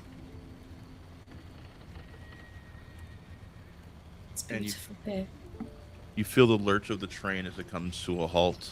You've arrived at your destination at Valley Gardens. And as the train doors open, you hear a ding dong. Doors open on the left. And as they open up, you see standing in front of you cheering the Palatea contingent. The first face you see, Liam, is that of Steward Cormac Silverfoot of Palatea Keep, clapping, cheering you, along with Cartwright, bit older, but still the same old Cartwright. You see Daisy June, now all grown up. Her eyes have been fixed. She is so happy to see you, Suavai. She says, "Oh my God, cousin!" And she runs and jumps on you and just gives you the biggest, knocks you over into the train. You two like half giants. The whole train shakes a little bit as she jumps on you, so happy. Carmack runs up to you and gives you a huge hug, Liam. I think before he can, I salute. He runs up to you and he sees you salute and he stops and he kind of smiles and he salutes you back. And then you see standing next to him, quietly, inscrutable, can't tell whether they're like happy or not. You see Quinn. And I think I just run past my dad to them. And as you run up to them, they look like they're about to meet the gap as well, and they stop and they think about it for a second. Then slowly they salute you as well. I'm gonna just look at them sideways before I get swept up with Cartwright shaking my hand and my father slapping me on the back and everyone asking questions of what happened on the Wending. And I lose them in the crowd a bit. Zach, you look around for your parents and you don't see them amongst the people. But roll me a perception check, please. 7. You notice that 2 Obeluxian members are talking to Nimbly Timbly, the gnome from back home. One of them has their back to you. You can see the one that, and he bears the markings of a senator. I'll just give you the name now. It's Senator Islington is who you see. The other person, you can't see his face, but there's something about the jacket that is familiar.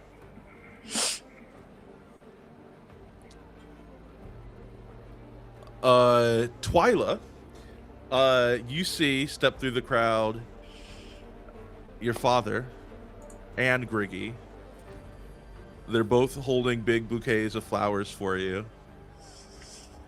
And Algie's like, Daddies. yes, it's so good to see you. Oh my goodness, he's like you. And Greggy's like, okay. We see you glow up. We see you glow up. Is there like I giving missed big you hugs. so much. I decided to make Greggy a little bit more black-coated, so I love it. it. I missed you so much. and I they're missed hugging you both. Uh, I assume you know. Algernon, like as he hugs you, he whispers in your ear, "I know. She's gonna be okay. She's always okay. I'm sure of it." I give him. As I kind of pull away, I put my hands on the sides of his head, and I give him a kiss on each cheek and one on his forehead. I missed you, Daddy. And check this out. And they both step to the side a bit, and you see your childhood best friend Cyril Heavensby sitting there holding your favorite pie. You get a little too overexcited and you smush the pie a little bit when you hug him. He goes, "Oh no, sorry. I don't care. It'll still be delicious. It'll Sarah, still be delicious. I'm so happy you're here.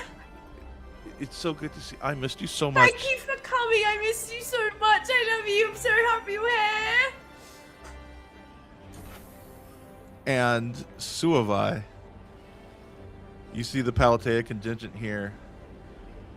And you see, standing just behind them, kind of waiting their turn, you see the Tita Matua Anga, and you see Maliki, and you see Maliki's siblings, his brothers, Lagi, Rupena, and Pita. The four of them standing there, holding a few boxes that say Zappies written on them. And your Tita looks at you and she's smiling at you, and then as she's looking at you, you see her smile begin to fade. And she looks at Maliki, and she turns around and leaves. Maliki runs up to you and grabs your hands, takes your chin to angle you up so you can meet his gaze. And he says, as he looks in your eyes, "I don't care. I don't care if you can't see the stars, because I see the stars in you." And takes you in his arms and kisses you and holds you, and he says, "It's gonna be okay. It's gonna be okay."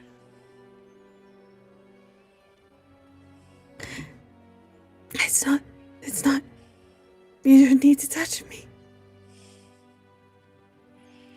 All I've wanted to do was touch you.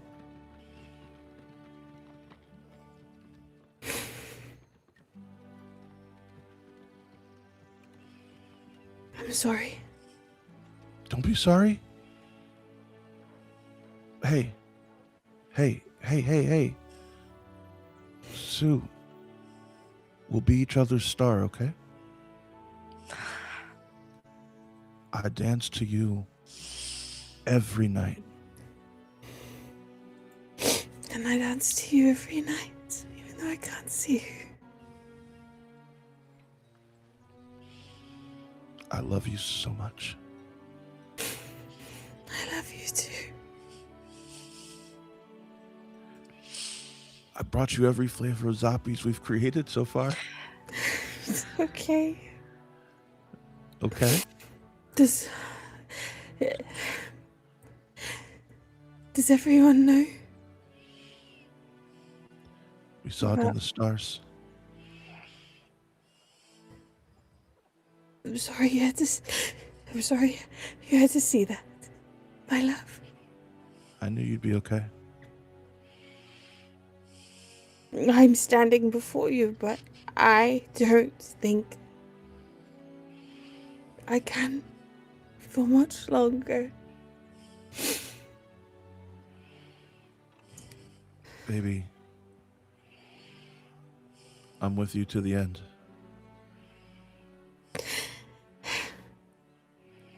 And are you?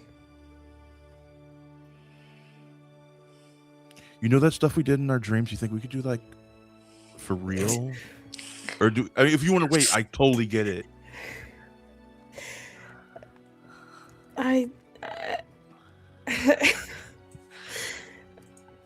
Yes, until I need to do all of the Dragon Rider things that I need to do, and I think at that moment, Vi swoops down and tackles Maliki to the ground. And that's Vi. Sorry. I mean, now you're introduced. No, it's so nice to meet you. As he starts giving Vi scritches like beneath the like dragon fins, just giving it scritches, and you can hear like a soft like gurgling sound, sounds like a babbling brook coming from deep in her throat. That means that she like this is the spot. Yeah, she really likes it. And he goes, "Oh, I think I like your dragon, yeah."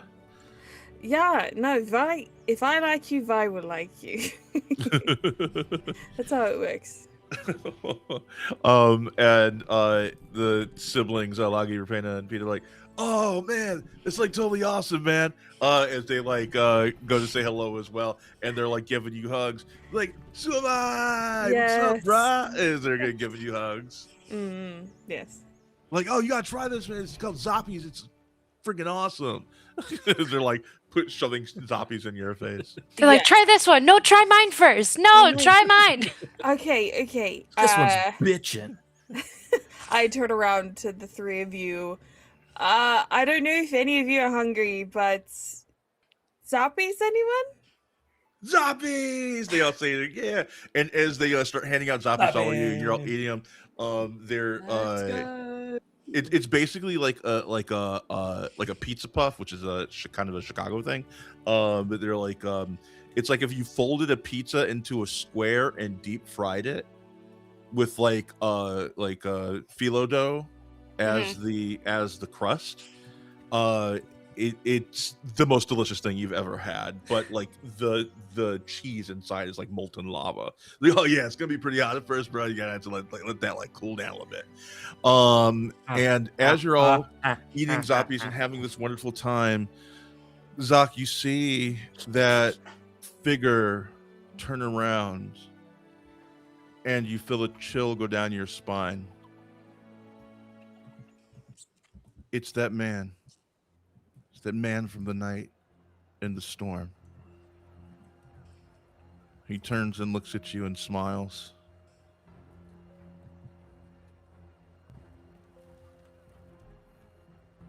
And you hear in your head, we'll talk soon. And that's where we're going to end tonight's session. Woo! That was a fun one. Oh my goodness, so emotional. Thank you to these wonderful players. Let's go around the horn, tell people who you are, where they can find you. Let's go in reverse order. We'll start with our flashback king tonight, Liam. Hey, what up, everybody? I'm LJ. I'm playing our short king, Liam. My pronouns are any, they. You can find me here in the chat at LJabes. You can find me on Instagram at itsme_LJB. You can visit my lovely website at www.ljbullen.com. You can also find me in our sick as hell Discord for Reflect Games, which is super fun and full of really awesome, wonderful, nerdy people who are excited about all the same things that you're excited about. And even if we're not, we'll be excited about it anyway. So come hang out with us. We're a real good time. What's up, nerds? I'm John Crabtree. I played Zakhed, the holy roly boy, who's a little less roly as of late. He's rolling just in the wagon instead. Now with less roly. And yeah, both of us are he, him. You can find me also right here on Reflect Games. Check out some of the VODs of some of the other stuff that I've been in, like Tomb of Annihilation, or Avatar: The Last Idol, or Fallen Idol, the other ones, right? Yeah. And yeah, you can check that out. I've also been the one playing with sound effects and our incredible D&DJ. I am the D&DJ for tonight. Shout out Tabletop Audio, did best. Not sponsored, but Tabletop Audio. Yeah, that's me. Merm. Take it away. Well, that's me. Hi, everyone. My name is Mermaid Station Pronouns, and tonight I have been playing our lovely Suavai, who's she, her pronouns, who is emotionally damaged and will be continuing to do so probably for at least next episode. I gotta talk to people, and I don't want to talk to them. But this week you can find me on Friday on Streaming Rainbow, where I will be playing in a D&D. The setting of this D&D campaign is Dante's Inferno. We are in the 5th ring of hell, so that is Wrath. So I yell a fucking shit ton, and it's fine because sometimes I'm angry when I yell, and other times I'm yelling because I want to support someone or love someone. It's fine. We're fine. I won't get stuck here. It'll be okay. On Saturday, you can find me on the Nerds with Dice channel, where I'm going to be doing a Call of Cthulhu 2-shot where we raise money for the Translatine Foundation. Also, the Streaming Rainbow thing is also a charity stream. You can find me there where I am playing. Oh my goodness. I can't say anything about my character that came to mind right now because all those are spoilers. But it's gonna be a really fun time. It's its setting is completely homebrew. It's in Swana or in Southwest, I believe Southwest Asia, Northern Africa. So kind of what we know as the Middle East. And Northern Africa, which I am very fucking excited about. And then on Sunday, you can find me on the Tabletop Misfits channel, where I will be bringing back our Yellow Unicorn Power Daddy. We are coming up on the second half of this season, and things are ramping up with the Machine Empire, so it's gonna be a good ass time. Otherwise, you can follow me on Merm with 3 R's, both on Instagram and on Blue Sky, to know the places that I'm going to be. So that's MIRRRM. And yeah, that's me. And last but certainly not least, it's Sadie. It's me. My name is Sadie. Pronouns they, she. Been playing Twyla, our little magical devil girl. Yeah, that's me. You can find me in the chat at Audrey3. You can find me on Instagram at Sadie Songs. You can find me on Wednesdays playing our wonderful Star Wars campaign. You can find me in our backlog all over the place in such places as The Good, the Bad, and the Arcane. Triangle Agency, The Frozen Heart, if you want to see me in the GM chair. So many other things, I literally can't think of them all right now. Maui can't get rid of me. If you're in the New York City area, do check out Dialogue with 3 Chords. They're a wonderful organization doing underground punk rock theater in Sunset Park, Brooklyn, at Brooklyn One Studios, the Tom Kane Theater. Check them out. They're a wonderful organization. And Maui, take us home. It's hot in here. I just got like sudden hot flash or something. I don't know. I got the vapors. Yes. You're going through the change, honey. I'm going through the change. I got some news that got me all flushed. So what was I gonna say? I lost all my thoughts. That you're an incredible GM, and thank people you. should join our Patreon. There are multiple levels you can join at and help this incredible man right here make all of the magic that you saw right here. And you'll get extra bonus content if you do, like the first session we ever did of this game where we were all playing these characters as wee little children. And you meet a lot of the characters that you saw us reunite with tonight. Yes, the Palatea contingent. Little baby Daisy June. Yes. All grown up. Can't wait to see what her personality is like now. Right. She's very happy to see her cousin. She seems like she Cartwright, took the same trajectory as someone else in my life who was, I love him to death, but he was a little shit when we were children, and he's great now. It's my brother. So Wednesday we have our Star Wars campaign continuing. It's so much fun. It's so fun and silly and off the wall, and they have just landed on a planet that should not exist. As they suddenly fell out of hyperspace and crash landed on the planet that they it doesn't seem to be on any star map. So It's feeling very exciting. Skeleton Crew in reverse, not gonna lie. So I'm very excited about that. Thursday we will be doing the makeup session for the end of our Midsummer Cafe. Oh yeah, So Thirsty excited Sour for and that Lesbians. as Woo! well. And yeah, every other Thursday we have Blood on the Clock Tower. It's been so much fun, run by the wonderful Flyer Maria. So be sure to check that out. And yeah, a lot more stuff to announce soon. So be on the lookout for that. I'm gonna get a raid started here. We're gonna raid Death Dreams Live, friend of the channel. Oops, I hit wrong button right when I did it. Gosh darn it. So let me get that going again. While I do so, why don't y'all start talking about what you're excited about for the next session while I get this raid reset up. Oh man, I want to see Victor. Just that sneaky little. Are we the last plane? Has everybody arrived? I'm like, I'm gonna tease you a little bit here. I was thinking about, like, do I have him show up or do I wait until the I have a feeling that Cyril was only there because I said today, wouldn't it be fun if Cyril was there? Literally added him to the list as you said that. I was like, yeah, sure, why not? But I wanted it to be a surprise. Like, who's that adorable child that made the delicious pie? Cyril, my best friend. Love that guy. Phenomenal. My sweet little buddy.